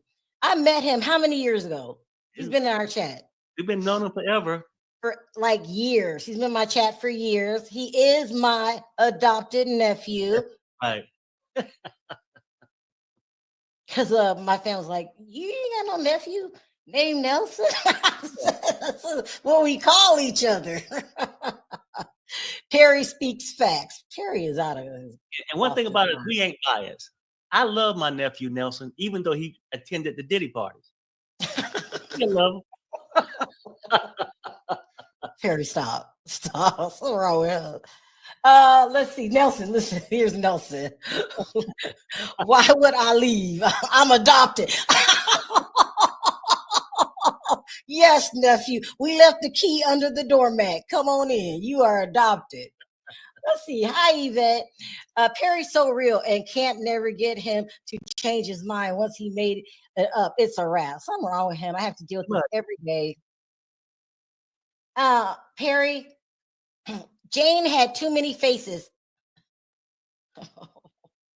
You think Jane had too many face reconstruction? I don't think he can have another one for a while. Hold, back up. Y'all don't think she was naturally that pretty? Come on, Perry. Stop. No, you know what though? Perry, I'm a fool. I just thought she was a cute leg raiser. Perry, she said that she takes great pride in keeping her appearance up. Now that means I got to do what I got to do. That's what that means. I thought she'd go to gym, lift weights. She do. Mm-hmm. No, for real. I didn't. Well, maybe something, but I didn't know that. Never mind. The Punisher is on Vlad. Now, the Punisher is looking for some type of attention. He been everywhere, okay? The Punisher is on Vlad talking about the fish threatened him to make him testify. Is that the one who said his penis won't get rise no more? Is that the one, or that was the other one? Somebody writing a book and said they had a limp penis or something. Perry, stop lying. Nobody said that. Perry. No, now go back. One of them said that they had a problem getting it up. Was that maybe it wasn't him. Maybe it was another entertainer. I don't know. Somebody did. Am I right, people? Because you always assume I'm lying. Oh, Tiffany said that's him. He writing a book. What is he writing a book about? Freezer meat. And that was somebody just said freezer meat. Because I remember him saying it, something stiff. And then I guess he couldn't get it stiff. I don't know. I mean, I don't know. Just don't get me started, caught up in that freakiness. What am I gonna do? What am I gonna do? I don't want to see the Punisher anymore. You're trying to be the Kobe Bryant of the hookers, and we're over you, Punisher. Okay? Don't Vlad TV pay for interviews? Here he go. That's what I'm saying. These people, they get on this interview circuit and they get really, really good money. So these stories, the Punisher stories are going to get juicier and juicier and juicier. And the next thing I know, y'all going to be calling the Punisher the truth. You know, are they still on this damn sidebar? Why would we want a book for a person, an escort that slept with? Was it Jane or Cassie? One of them. I don't even care. Crazy. He's writing a book. He's gonna tell us how he walked in the room. I don't give a shit. How you walked in the room? What? That's what I'm talking. This is for money. What is going to be in the book? I was dressed like Spider-Man. I came down the pole. What could possibly be in this book? You're not famous, sir. You're doing interviews. You're getting paid for these interviews. You're writing a book. Who's gonna buy that book besides Perry? Put some respect on his name. He's the Punisher. Everybody heard of Superman. He's trying to put his name on the calendar. The Punisher. Rondika, girl, don't get me started. He'll strike my video. He will, but okay. In the worst kind of way, the worst. In Jane's culture, it's frowned upon to have bad skin. Now it's triggered. She's got, when it was questioned about her, it's frowned to have bad skin. I know that, I don't know what nationality she is. She's Asian, but I don't know, like maybe Korean or Filipino. Maybe. Yeah, something like that. But they got a lot of rules over there in Korea about these K-pop groups. Have you heard about their stars unaliving themselves? Because the pressure. That's your son. Oh, he's off today. My heart dropped. Sharrell, stop watching all those movies. Murder, She Wrote, Wives with Knives, especially Wives with Knives. I'm starting to think you might be up to something. Someone says she's Filipino. So I was telling y'all. So I had the blessing from my family to move to California at an early age. California, I always put it down. I tear it down because I'm sick of it. But it was a blessing growing up there. When I was younger, they had magnet schools. And it was really important back then to have racially balanced schools. And I do believe this was under the Clinton administration. And so they had, and that's why charter schools were created, because they were doing magnet schools back then. I don't know if they still have magnet schools, but okay. I'm a Matumbo. Look like Matumbo, don't I? With my finger. It says they're back. Judge says you may proceed, but without showing this exhibit to the public in the gallery. Mr. Seal says, so Mr. Perez, attorney says, make sure all the screens are turned off. He says they were turned off. Mr. Shields says, these are between you and ... Jane. What did you say to her? So I was really raised around all cultures. And I had a Philippine friend. There's a lot of Filipinos in California. There's a lot of everything in California. That's why when they say that Beverly Hills is all white, it's just not true. But in the Filipino community, they have this food. It's like some kind of meat on the inside and maybe some vegetables. Then they roll it up and fry it. It's not like a burrito though. It's like, and it's about this big. Do y'all know what I'm talking about? And I used to pig out on those. It's about this big and you fry them. I don't know. I used to, here, got an update. I was setting up a King's night. This is Perez. And she was telling me what to get. Still says, she is cooperating in setting it up. She was cooperating. He said, here, the chef says he's making her avocado toast. She asked for hot tea and honey to go with heart emojis. And you replied, he said, I loved it. Y'all, can we just, what are you guys getting out of today's testimony? Oh my God. What are we moved? That's it. That's what I used to eat. When I was in like 7th or 8th grade, my friends would cook that. I don't even know how to say it. Lapia, but I remember seeing it. I used to eat that in high school. Lupia, I think. Lupia. Did you ever eat some, Perry? Oh, yeah. Original from when I was in the Philippines, I used to eat it. It's good. Oh, you actually went to the Philippines. Yeah. Here it is. And let me tell you guys this. There is beauty in diversity. Why would you want the country all white? Why would he want that? I like diversity. The same stuff over and over again. America is a nation of immigrants. Hello. We're a nation of immigrants. I went on pause for a second. I'm talking to my nephew.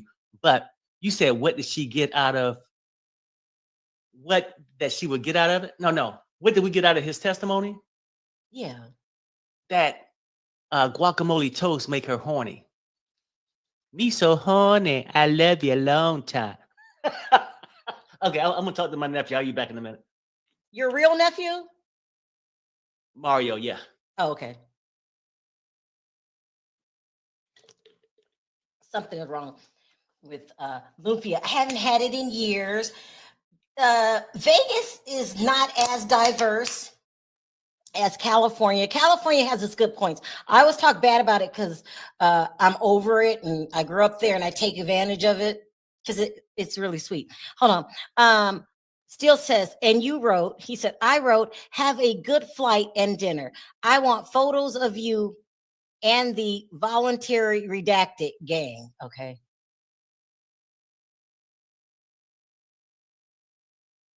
I want our country to go back to the way I grew up. I probably had one of the best childhoods ever. I lived in between San Diego and LA. I would go to one of the two every weekend. Love the nightlife in California. Was raised around a lot of Hollywood people, a lot. That's why I'm not so impressed with it. It has its bad points, but California is, and hopefully will always be, a melting pot. And it's laid back living. Everybody said people are so laid back in California. It's true. And I wish the whole nation was like that again. This is just bad times we're going through. Halo is a Filipino restaurant in Vegas. I have to go. I haven't had it since I was a kid. What you call it again? I have to go back. I'm going to go get some. Is the trial done for the day, or are we on a break? We are on a break. Sidebar, to be exact. I think he just asked him one simple question about what did he say before she took off. We're on a sidebar. Okay. I find today's testimony very boring, unnecessary. There was no learning anything different that we had been talking about in the previous weeks. But I don't know if you guys are noticing also too, people are losing interest in the case. So if you go to people's comment sections, that's where you find all the stuff out. They're losing interest in the case. People are saying Diddy's being overcharged. The prosecution looks really bad. And it's just not the way they presented to us that this case was going to be. I mean, I'm looking at, they released Diddy's phone calls yesterday, 9,000 views. People are losing interest because we realized we were hoodwinked. All them lies, not one appeared in court. Not one. He's going to get out. Maybe, I don't know. You know how people think. I can't say he's going to get out. Maybe, I don't know, but I'm joining the crowd. Go look in the comment sections. They're not talking about Diddy. It used to be Diddy story after Diddy story after Diddy story, Diddy. And now it's like, and they're not getting as many views. People are bored. We were lied to. This isn't the trial of the century. How many times are we going to talk about baby oil? They are. Yes, they are building baby oils and Astroglide. Child, what the hell he on? Parried. So I always go into other people's chat, look at their comment section, go to all the popular blogs. Nobody cares about this case anymore. Yeah, it's some high and low points, and then people starting to. I think people are ready for it to be over. Either they're gonna be found guilty or innocent or mistrial, however you look at it. I think people are just ready to move on. I mean, hell, the shit been going on for the last year. Yeah, it's a long time.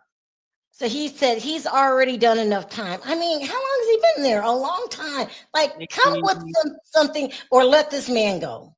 Maybe 9 Little months. Rod has been there every day. Why is Little Rod there? He still got his lawsuit.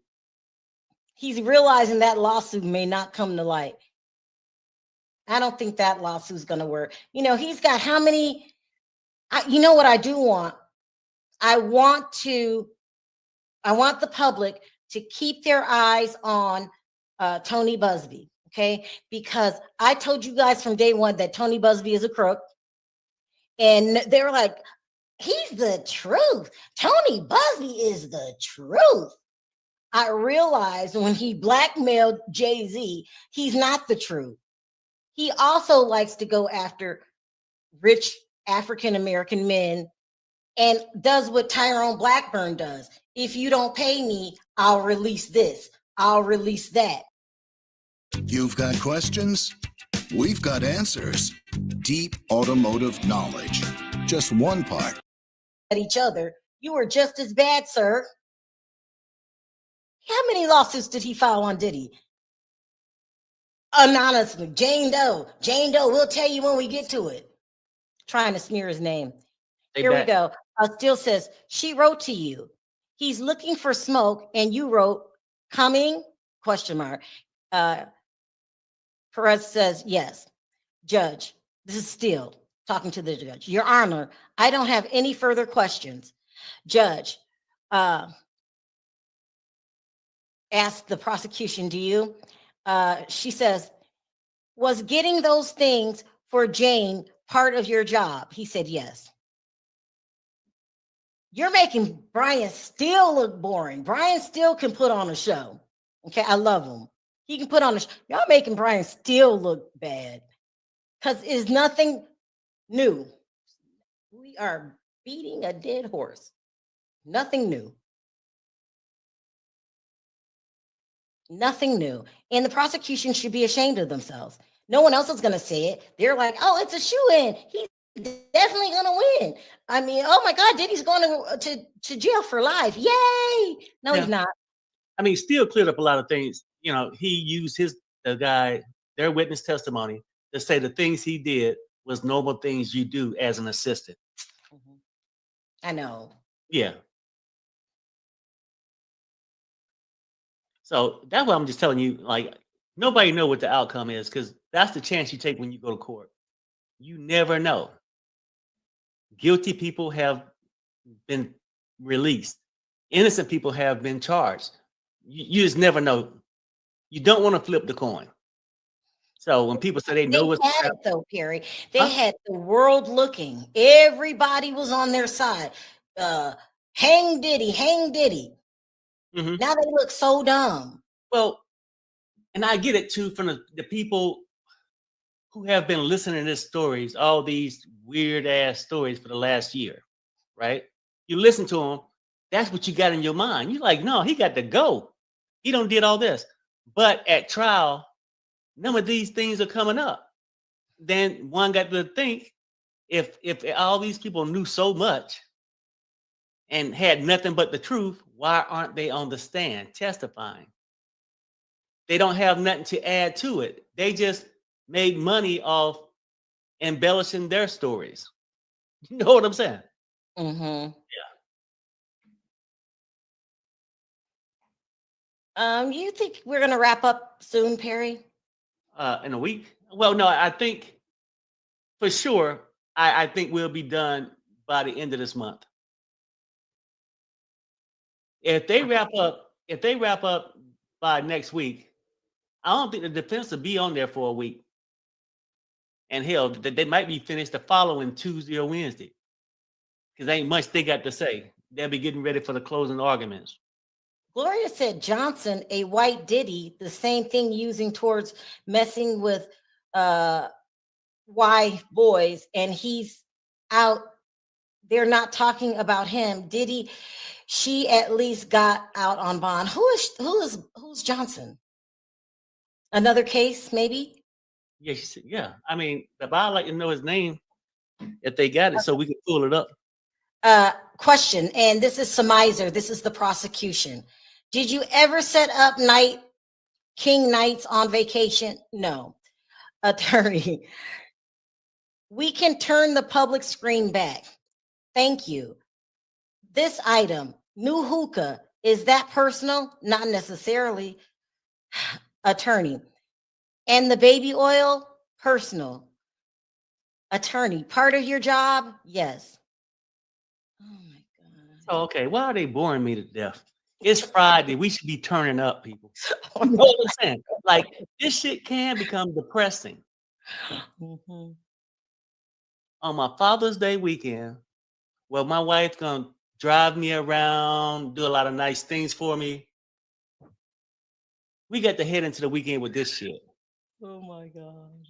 You know. I mean, it really took a nosedive this week. The case was interesting at first. We've got an update. Brian Sills says, was it TriStar which designated the payments, not you? Right? He says, right. He says, nothing further, Your Honor. Let me see the attorneys at a sidebar. We're going to go home. We're going to go home. We're going to go home, y'all.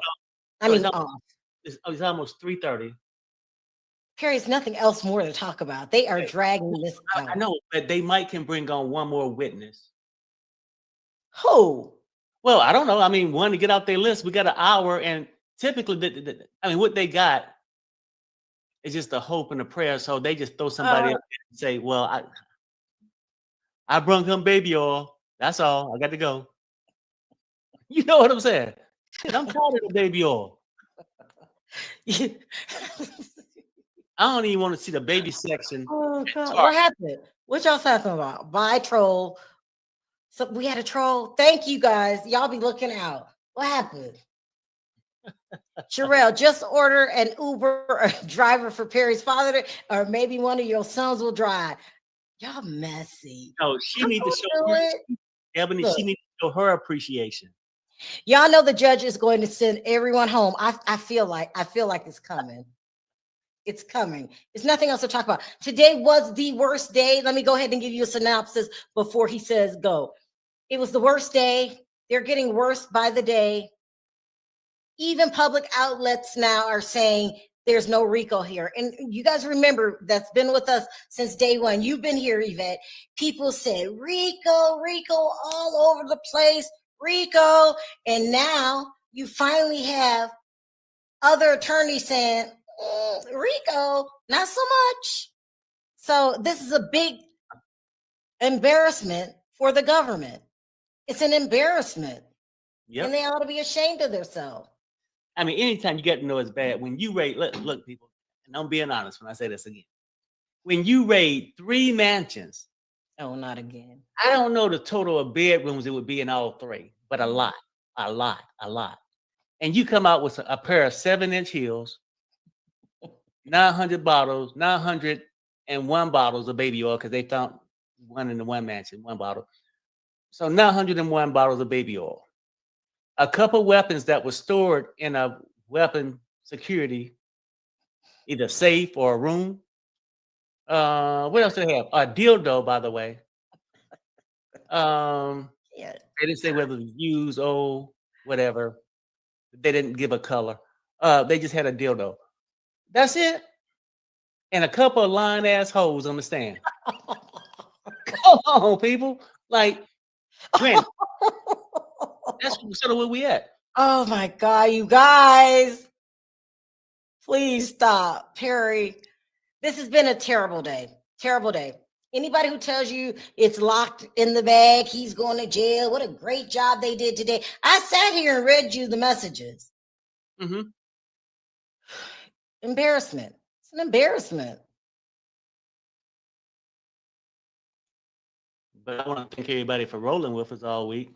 Thank you, guys. I know. You got judged. This is your boy. This is your boy right here.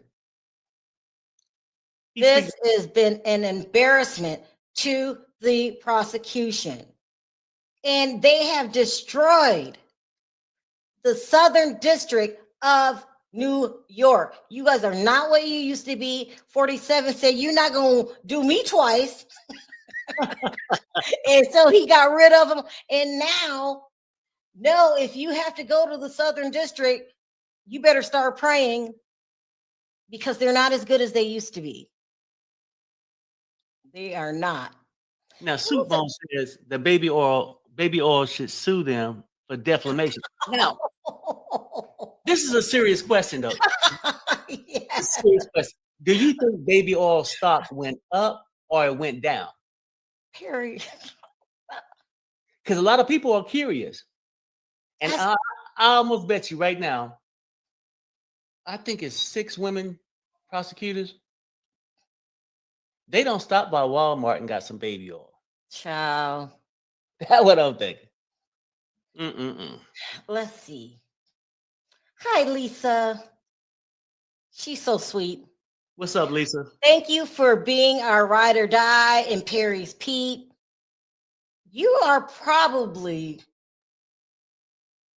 the mod that's here the most. Lisa, if you got something to do, you can do things. She is a ride or die. Thank you though for just being with us. It's been a long time now. Yeah, it's been a long time. Long time. It's my ride or die. See who else we got in the chat. I keep seeing this person's name because his name is Marv. Baby oil is my new body lotion, child. Hey, Eugene, you're another ride or die. How you doing? What's up, Baby Eugene? oil stock went up, Perry, child. Yeah. What is I mean, we've been hearing about baby oil, but today was an embarrassment. They're back. They're back. And I bet you can't even buy a 7-inch heels probably sold out. It says they're back. Attorney says, we move to introduce these exhibits under seal. Judge says, granted. Jurors, you may leave for the weekend. Oh, Lord.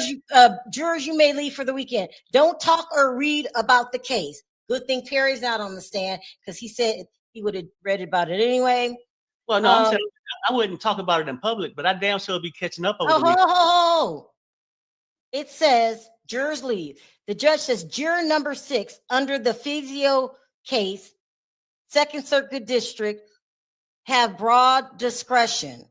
I think they're getting ready to release juror number 6. Let's see.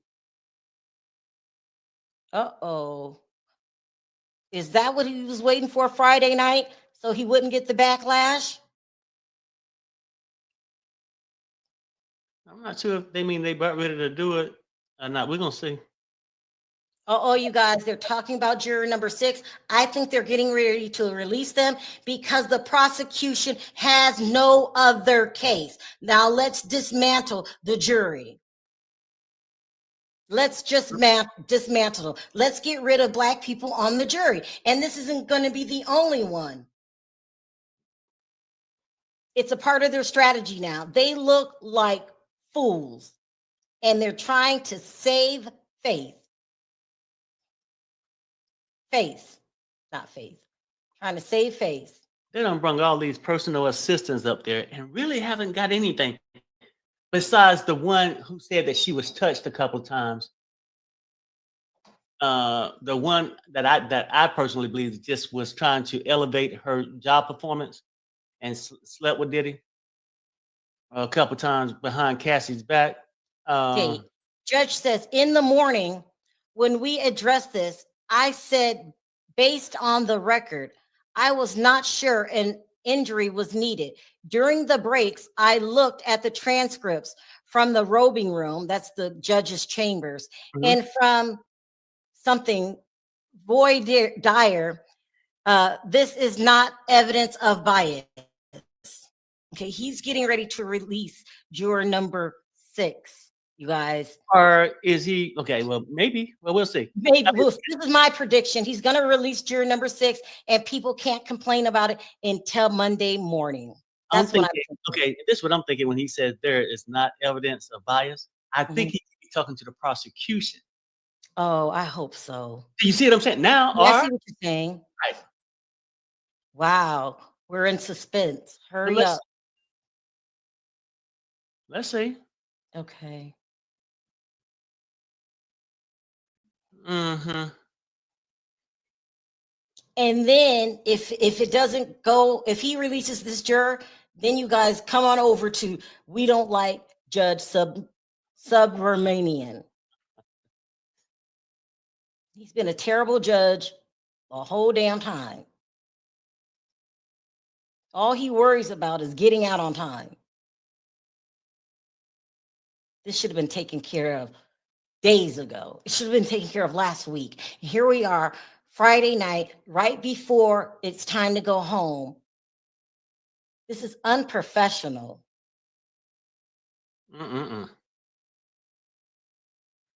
Okay, well, let's see. Let's see what's up.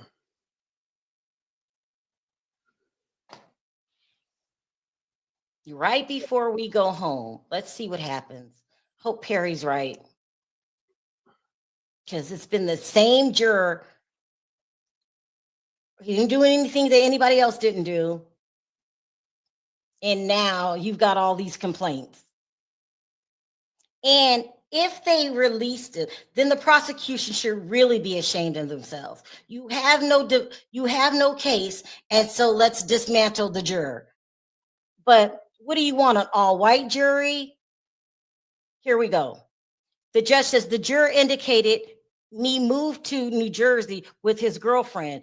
It may not be permanent, but has been for the past few weeks. That was initially. There was a long break to confer. When the juror returned, the court asked and said 4 to 5 days a week in New York. So it sounded like he might be staying. That's what you think? Well, I mean, because when he says it's not biased, and you saying that, like, I don't know how he could be explaining to the defense it's not biased. Mm-hmm. They ain't claiming anything. Mm-hmm. It's the prosecution that's claiming something. Baby, that the guy is biased. Why would the defense claim that the guy was biased? That's just my thought. But let's just wrap this thing up so I can sleep on it over the weekend. Is he going or is he staying?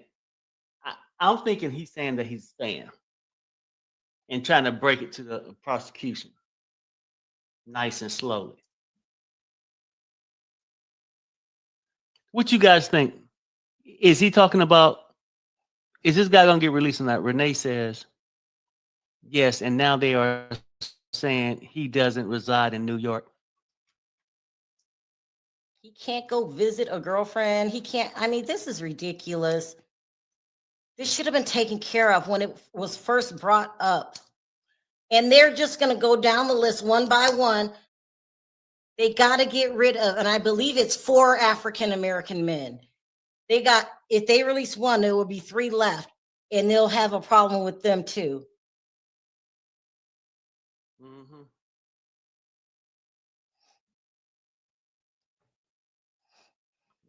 They probably go through some kind of thing this weekend and evict the other blacks out their place. So in about another week or so, they can say that they ain't residents neither. Come on now. I mean, they got the jury notice some type of way. Where was this jury notice sent out to them at? You know what I'm saying? I don't know. And then are you telling me that I can't go 15 minutes across the line once I'm on the jury? If you're on the jury, you there. I don't know. Yeah, That's just not making sense. Oh, you can't move until this case is over with. It's crazy. He probably didn't want to be on the jury anyway, because remember, people were lying so they wouldn't be on the jury. Mm-hmm. Come on, they are leaving us hanging. Come on, I'm on CNN. I'm on Inner City. I'm on Jules Mancy. Somebody tell me something. Because like I know earlier they was like, oh well, they thought they had it solved in the prosecution. Well, we need you to go in. Because the judge went and talked to him. Then now they come back and let them know. Well, when they finished, the prosecution wanted him to go and talk to him again.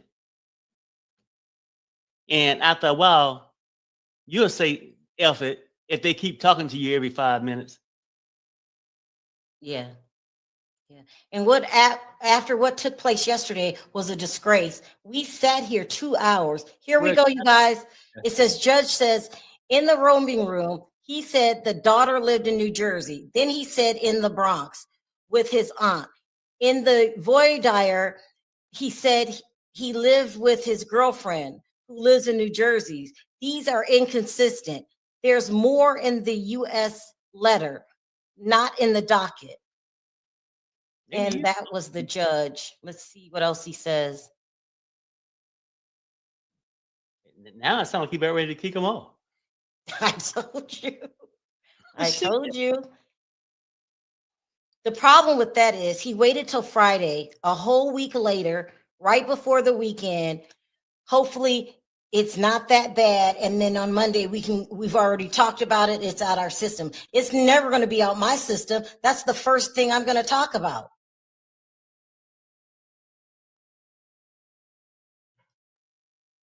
Oh, you guys. Oh, this is just. Because I thought they vetted all of them before, at that point. I mean, the big ass questionnaires, and they got to approve them or kick them out, all that. But let's see. Hold on, Perry. My battery's about to die. Yeah, because Rhonda Johnson said that, he's going to be released. He's going to be released.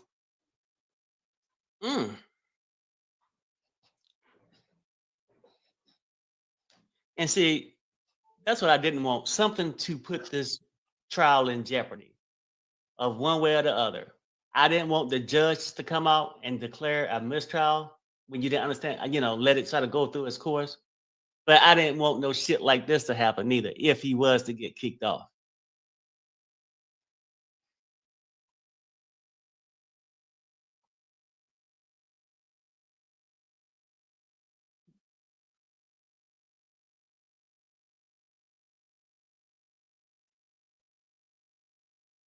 I keep refreshing this page. Hurry up. Just do it. Rip off the Band-Aid if you're going to send them home. Do it. I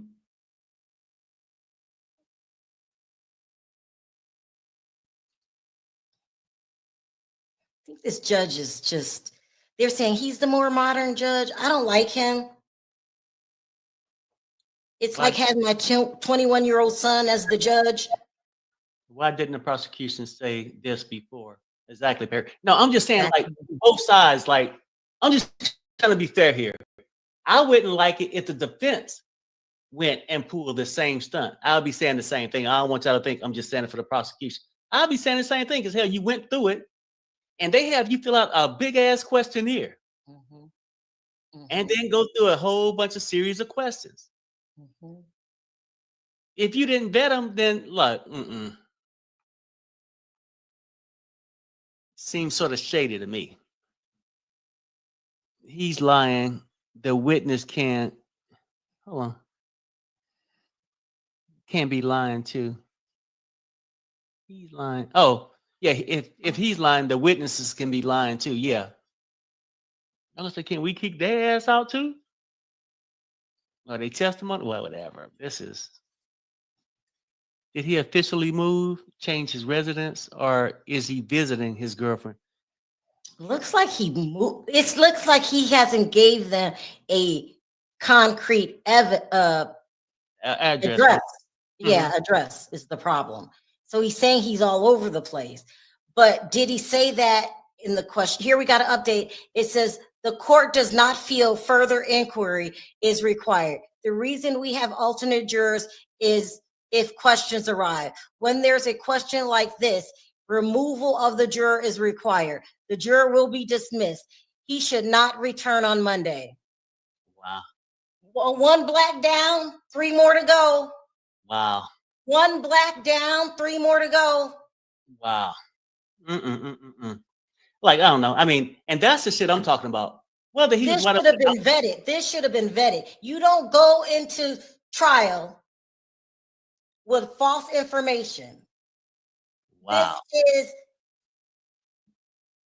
the court's fault. You don't go into trial with a shady juror. You didn't check this out before he was called to be a juror. Here we are this late in the game. Oh, by the way, he happens to be a Negro. Yeah. They have no case. None. And I'm wondering this, since they come going down this road, if the case go through its whole completion and they was to charge him, either free him or charge him, could one of them go and pull all the jury stuff later and find out if one of them was lying, then call it a mistrial after the ruling? No, I don't know. It's just not making sense to me. I don't know, but Maureen Comey is a joke. You're a joke. You have no evidence. I told you you went to daddy crying. You know, daddy has a problem with people with melanin in their skin also. And he told you, go for the jury. Dismantle the jury. He could have made the call. As far as we know, he could have made a call in place. We don't know. This is unbelievable. One black down, 3 more to go. And we're going to get rid of all them people because we need to change the goalpost for Rico, and we need to not look like a fool because today the prosecutions embarrassed themselves. Now, you know what, though? For real, I was having fun with the case, like just going back and forth, just debating it. But see, shit like this do put me in a different update. Okay. Attorney Xavier Donald, this is Diddy's attorneys, let me make a record. We didn't want an inquiry because we might have a chilling effect. It is very, very common to have a girlfriend in New Jersey or vice versa. You should have been allowed to explain. These jurors have been attentive. He's mad. Now, he didn't say he didn't have a residence in New York. He said his girlfriend lived in New Jersey, and he was there more than 4 or 5 days a week.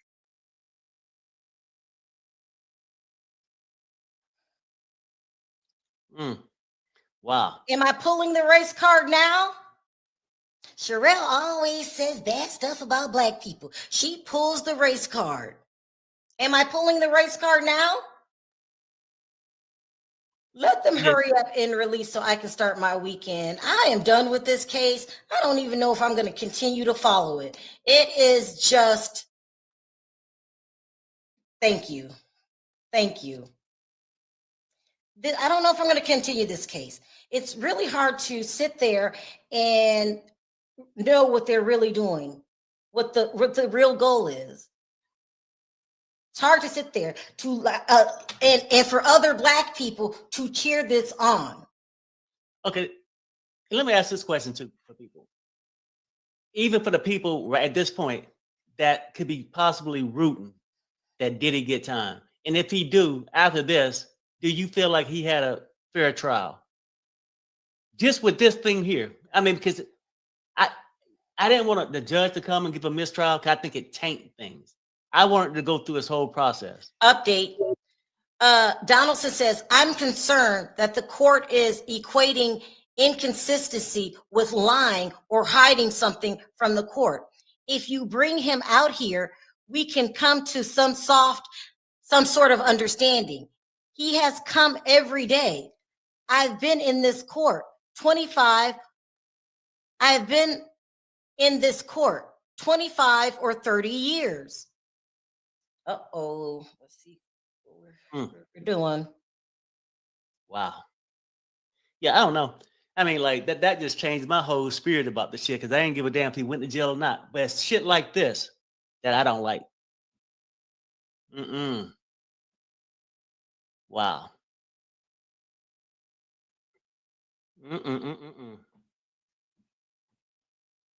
I told you guys he was no good. I don't like this judge.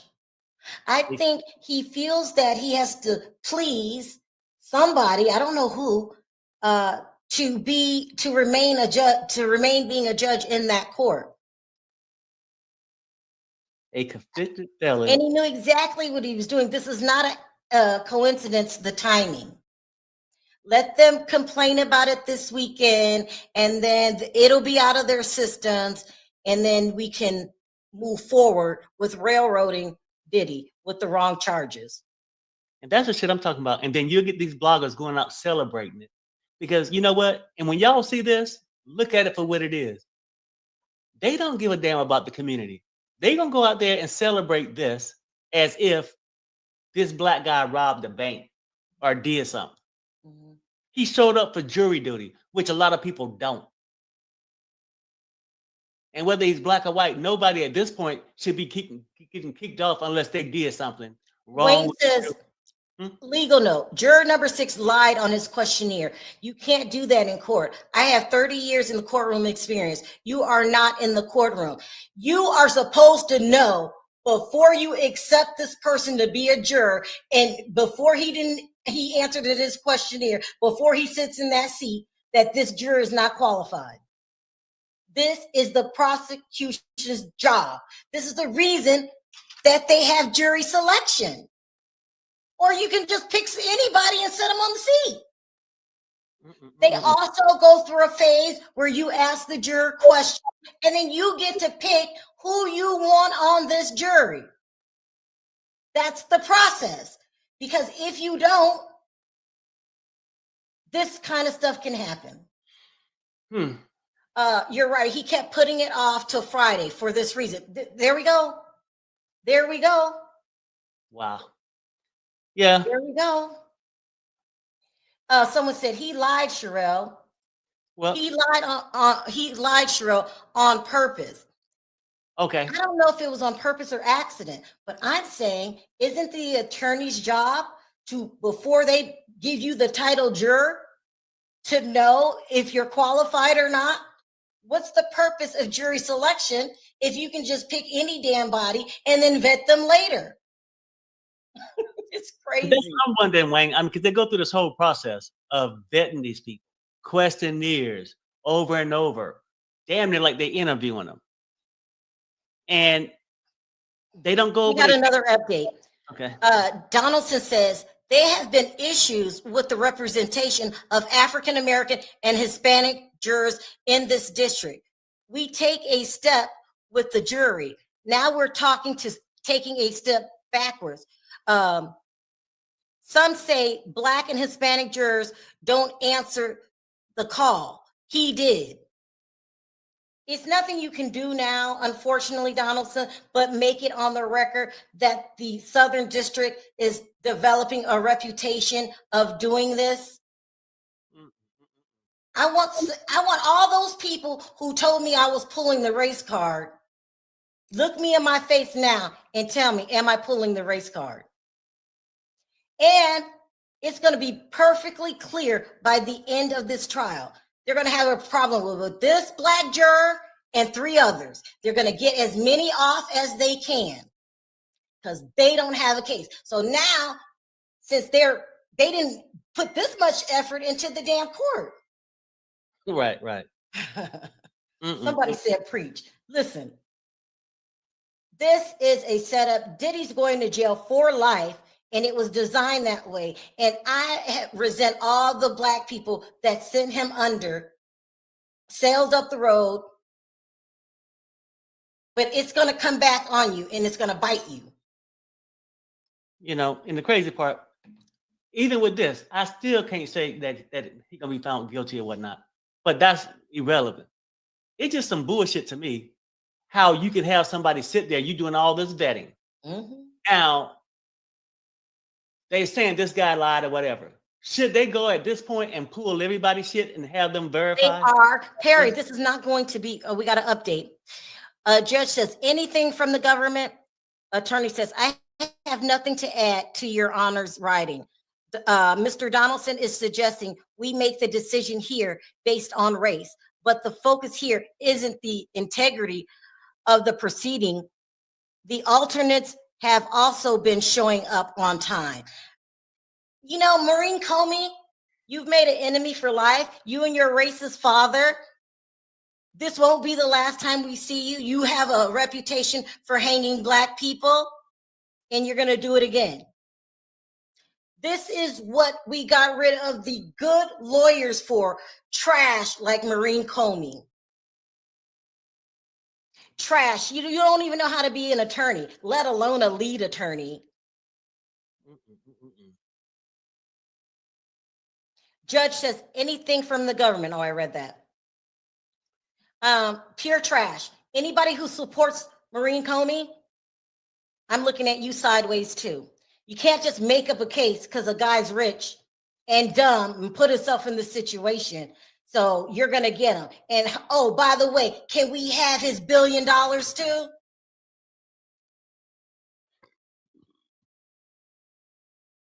Somebody said this is so true. Can we have his $1 billion too? Let's talk about what this case is really about. That's his children's money. And y'all going to rewrite the RICO right before our eyes and take his damn money? Y'all, we should get together for them kids. That's their money. That's their money.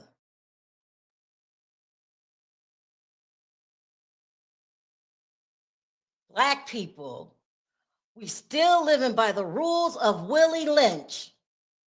They don't have to do nothing. We do all the work for them. Today was the worst court date in history.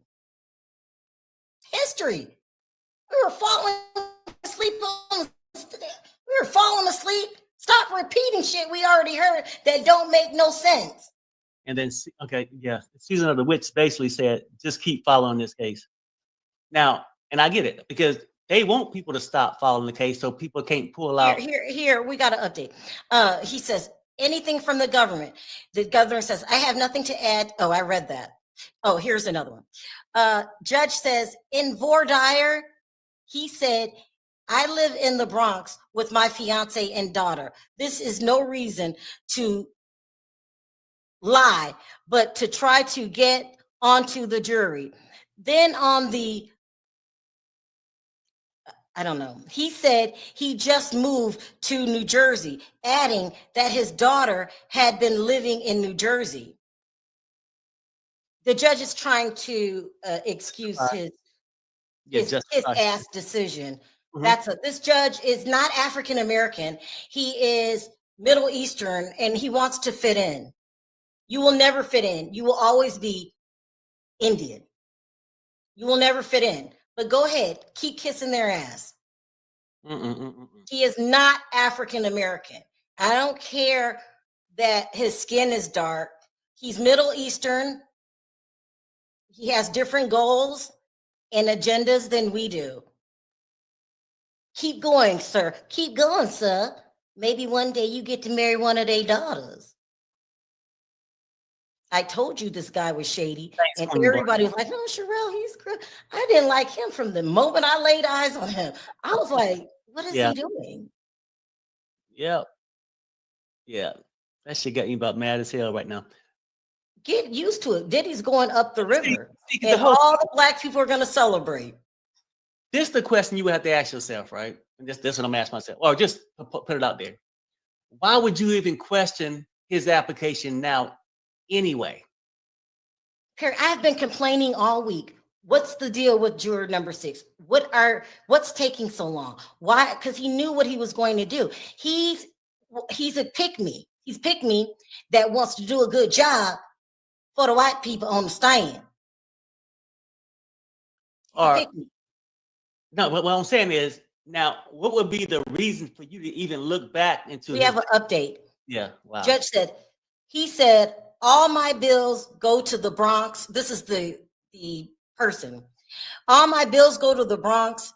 It's that he wanted to be on the jury. After the break, he says he actually spends more time in his home in the Bronx, which is flat inconsistent with what he previously said. The juror is shading answers to stay on the jury. First of all, you should be glad he wanted to be on that jury because nobody wanted to be on the jury. Did you forget that?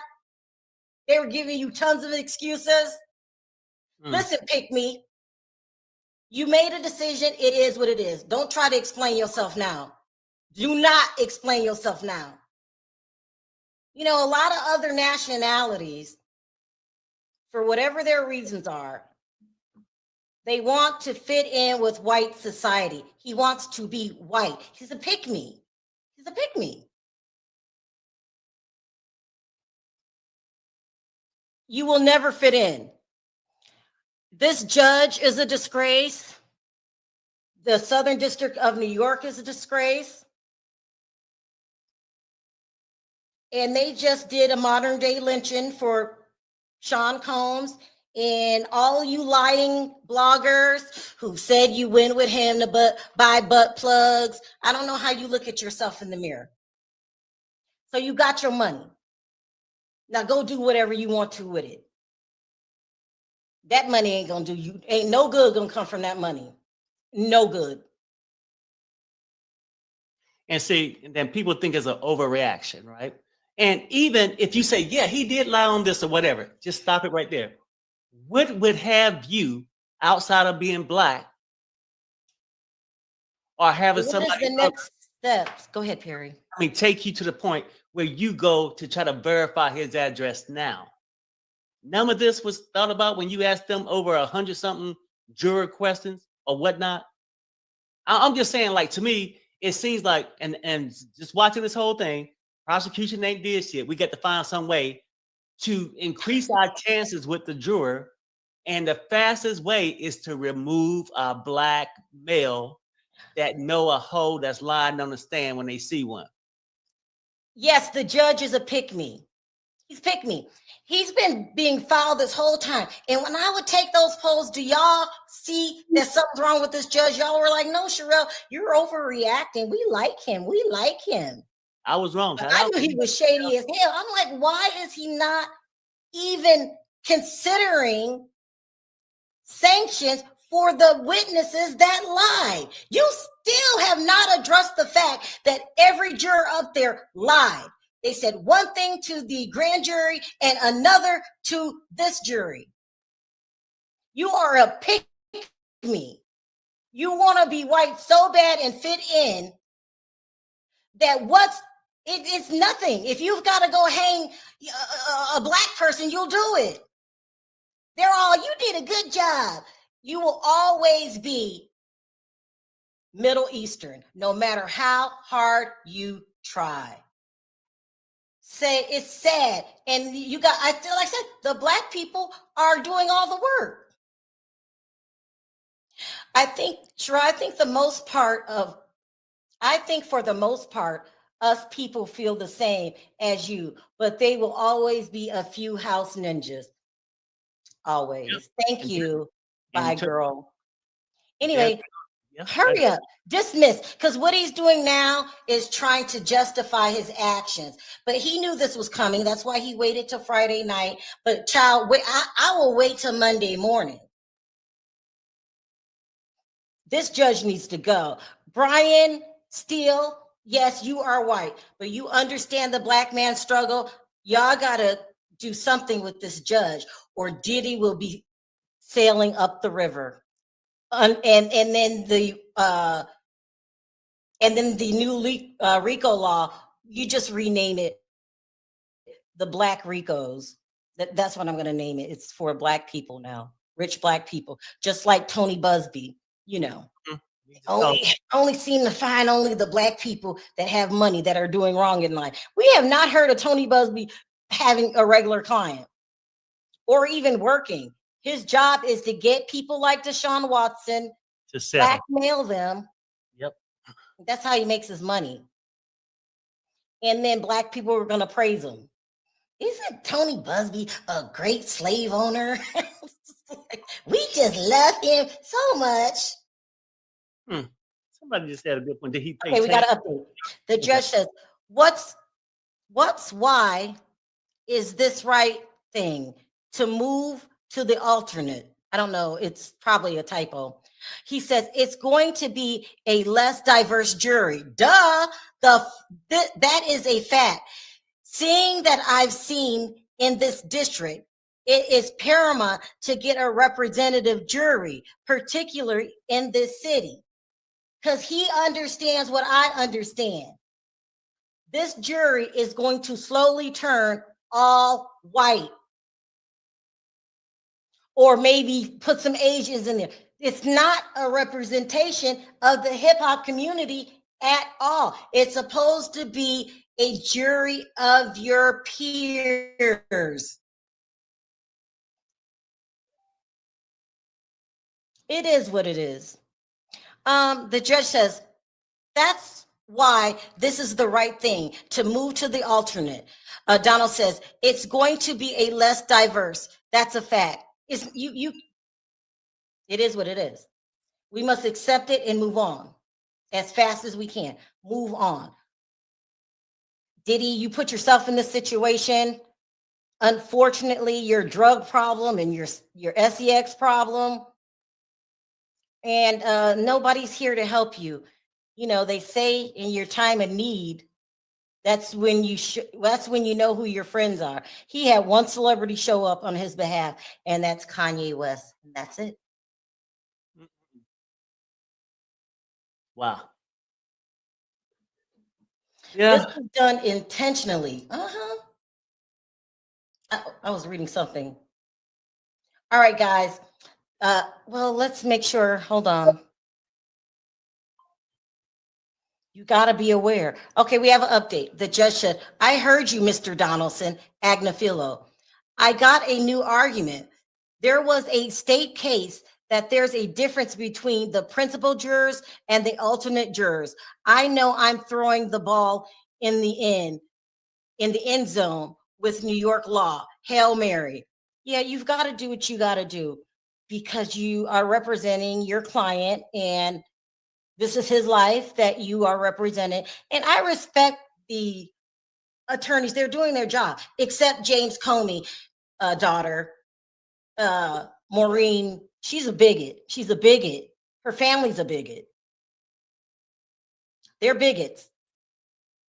And they want America white again. So we're going to take out any significant blacks one at a time. Name me one rapper today in their 20s that is big as Diddy was. I'll wait. Put it in the chat. Name me one rapper that's in their 20s that is big as Diddy was.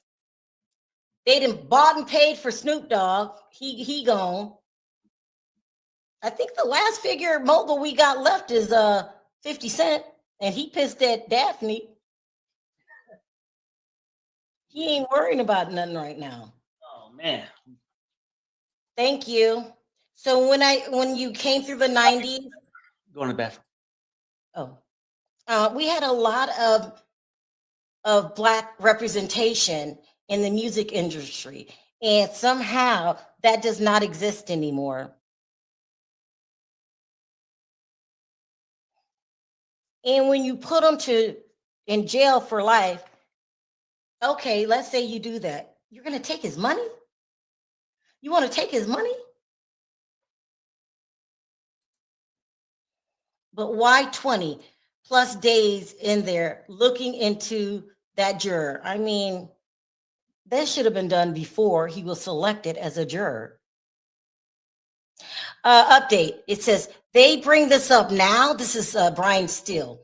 They bring this up now after weeks of watching the jurors' reactions. Now they go back to voir dire. I don't know what that means. Everybody knew, but no one did anything.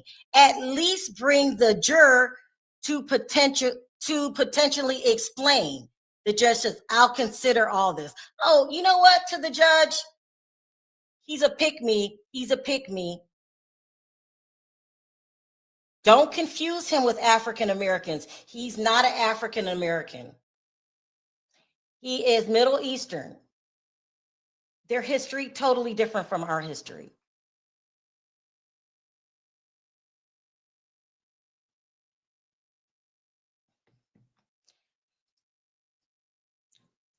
Now look at him. He's going to see the backlash that he's going to get. He's going to ignore it because he's gotten approval from Massa.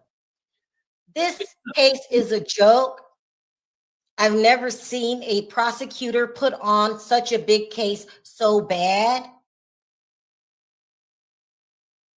And I would say this too. Now, every time I've been on jury duty, and I've been on there a few times, we always have to show ID. Yeah. Right? And now I'm gonna go with this. And then also, I just didn't show up to the courthouse. I want to be a juror. Some shit was mailed to me. Hold on, I wanted to answer this. Are all the alternates white? Every single one. Go ahead. Yeah, I'm just saying they had to send it out to an address. You don't just go down and just raise your hand. I want to be a juror. They would send you something. So obviously, whether he was there at the time, something got there, his mail got forwarded to him some kind of way, and he went. Now, like Steele just said, why? Same question I had. Why is it an issue now and wasn't the issue back then? They didn't want blacks on the jury from day one. Is it something they could have seen and just held on to it just in case shit got shaky? I don't know.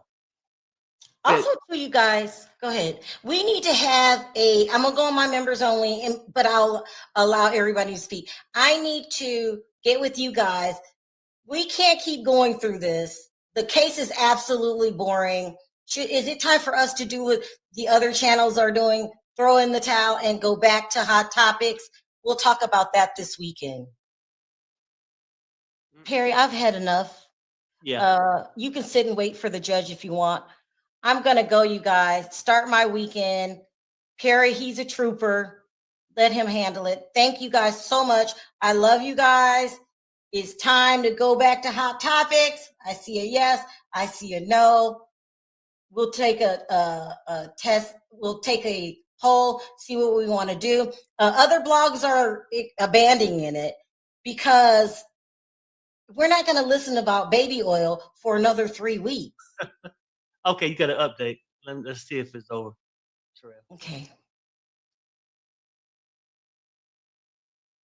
Okay, the judge says this came up in a colloquy. I don't know what this is this week. In an organic way. If the defense knew it before, that's something else. I'm going to thank Mr. Donaldson and Mr. Agnafilo for their issues they raised. If there's a change in my thinking, I'll let you know. F you and your thinking. We don't want to hear anything from you Go, pick me, go. Yeah. So Go. You did good for the boss man, because you know that there's a new Southern District of New York, and they're not the way they used to be. And Maureen Comey, I'm speaking to you directly. You put on a piss poor show. Today was the worst ever in the history of prosecution on any case that I ever seen. How in the hell did you get a law license? Did you buy one? Did daddy buy you one? You suck. You suck. And, you know, right now our tempers are up, but a lot of people saying don't stop watching it.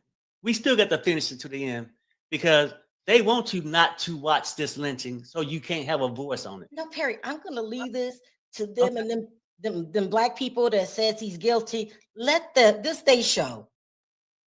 We'll talk about it when we get off. Yeah, right. I'm out. Thank you, guys. Love you. All right, everybody. Have a nice Father's Day weekend. Oh, okay. You coming? Bye. Yeah. Bye, everybody.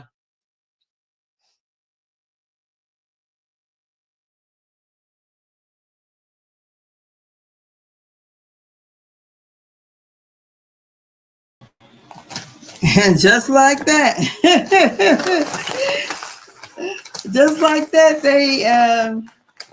they let go of the juror number 6, who was a black guy.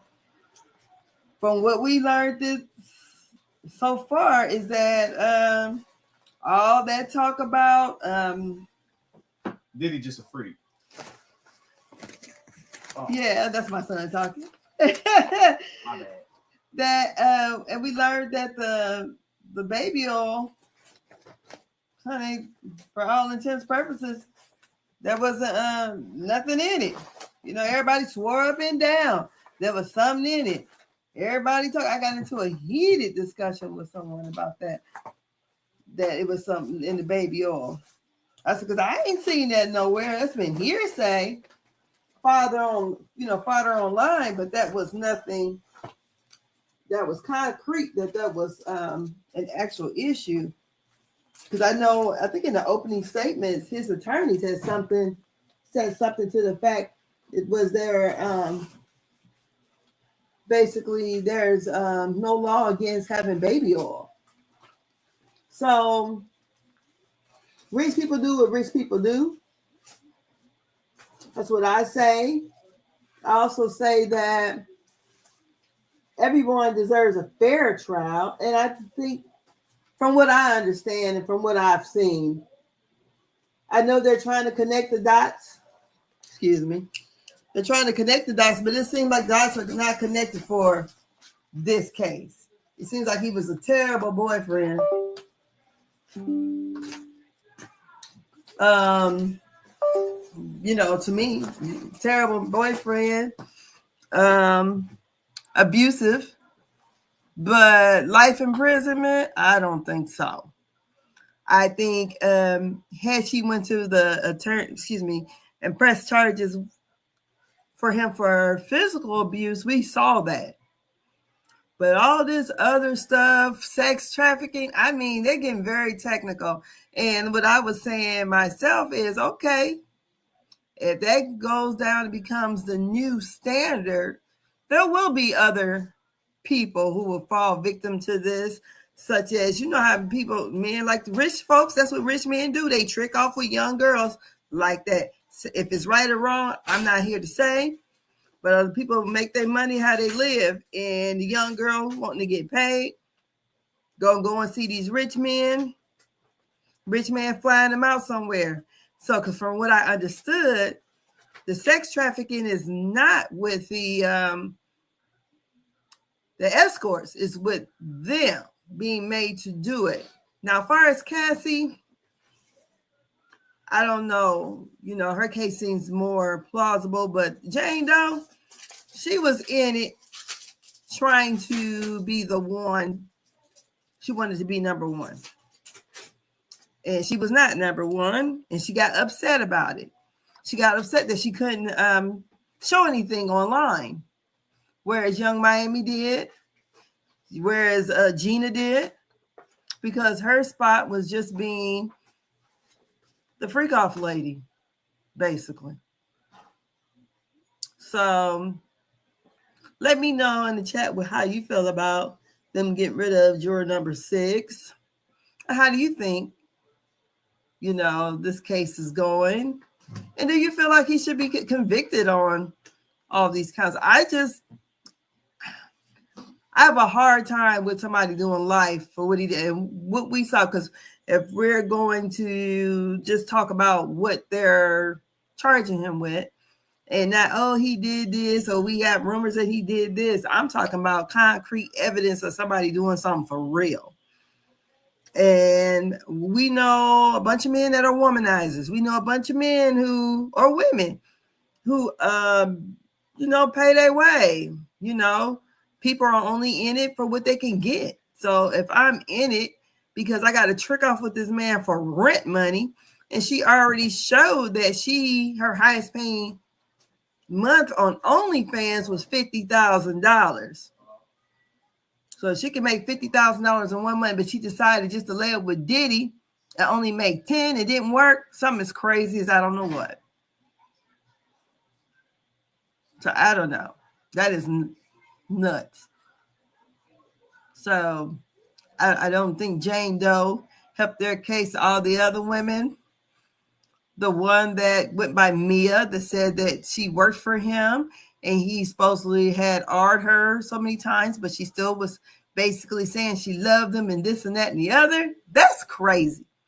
And then for all the ones that had these cases with Tony Busby, those are bullshit cases. Because from what we know on this trial is I haven't heard nothing too much where Diddy joined in. You know how we all had these preconceived notions of what the freak off was going to be like with everybody and their mama? And it was not that. He is into voyeurism. He didn't participate, don't look like at all. So all this stuff, it's like when he participated, it was with her. It wasn't, I haven't seen it. Now, maybe they do got something like that, but I haven't seen it. But for all the stuff that Jaguar Wright was saying, she lying. And y'all thought, Jaguar Wright. I play Jaguar Wright. Jaguar Wright. I don't even think that she couldn't have even been around those people because she was never that girl. I don't know nothing she made from the 90s or early 2000s. Nothing. She may be popular in, Philadelphia, but she wasn't popular through the United States because I don't even know. I'm 52. I'm about to be 53. I don't know who Jaguar is. And I remember her only because they had kept playing the clips of Jay-Z's Unplugged and she sung on it. So I don't know. But this case is crazy. And I don't think anything that he's, especially for them to take, because it's not like he's making money off of what he's doing. Now, I can see if he had a string of hoes and then he was the one collecting, he's paying out the money. He is the John. So how is he making money for them to, get him in racketeering and money laundering, whereas they're trying to take his money? Whether he's convicted or not, that money he made, that should be to his children, to him. None of that money that he made was made from drug dealing. Because it seems like the only amount, because they talked about how many guns, how many bullets, and how many bullets that each clip holds, how many rounds it holds, and all that stuff. But they didn't say how. They said about the drugs. They named the different drugs, but they didn't say the weight of the drugs. Because he had big drugs, like he's pushing weight. Now I can see that. He had enough for personal use and for entertainment for his party goers. So I think with this, Rico, it is a slippery slope. And it just makes it precedence and it makes it easier for the next person to go down for some bullshit charges. My thoughts, my opinion. But I will say that Diddy, he's probably done a lot of evil stuff, but these ain't the charges for that. And with the what's his name? Oh God, I can't even think of his name. I can see his face. Oh God, I can't think of his name.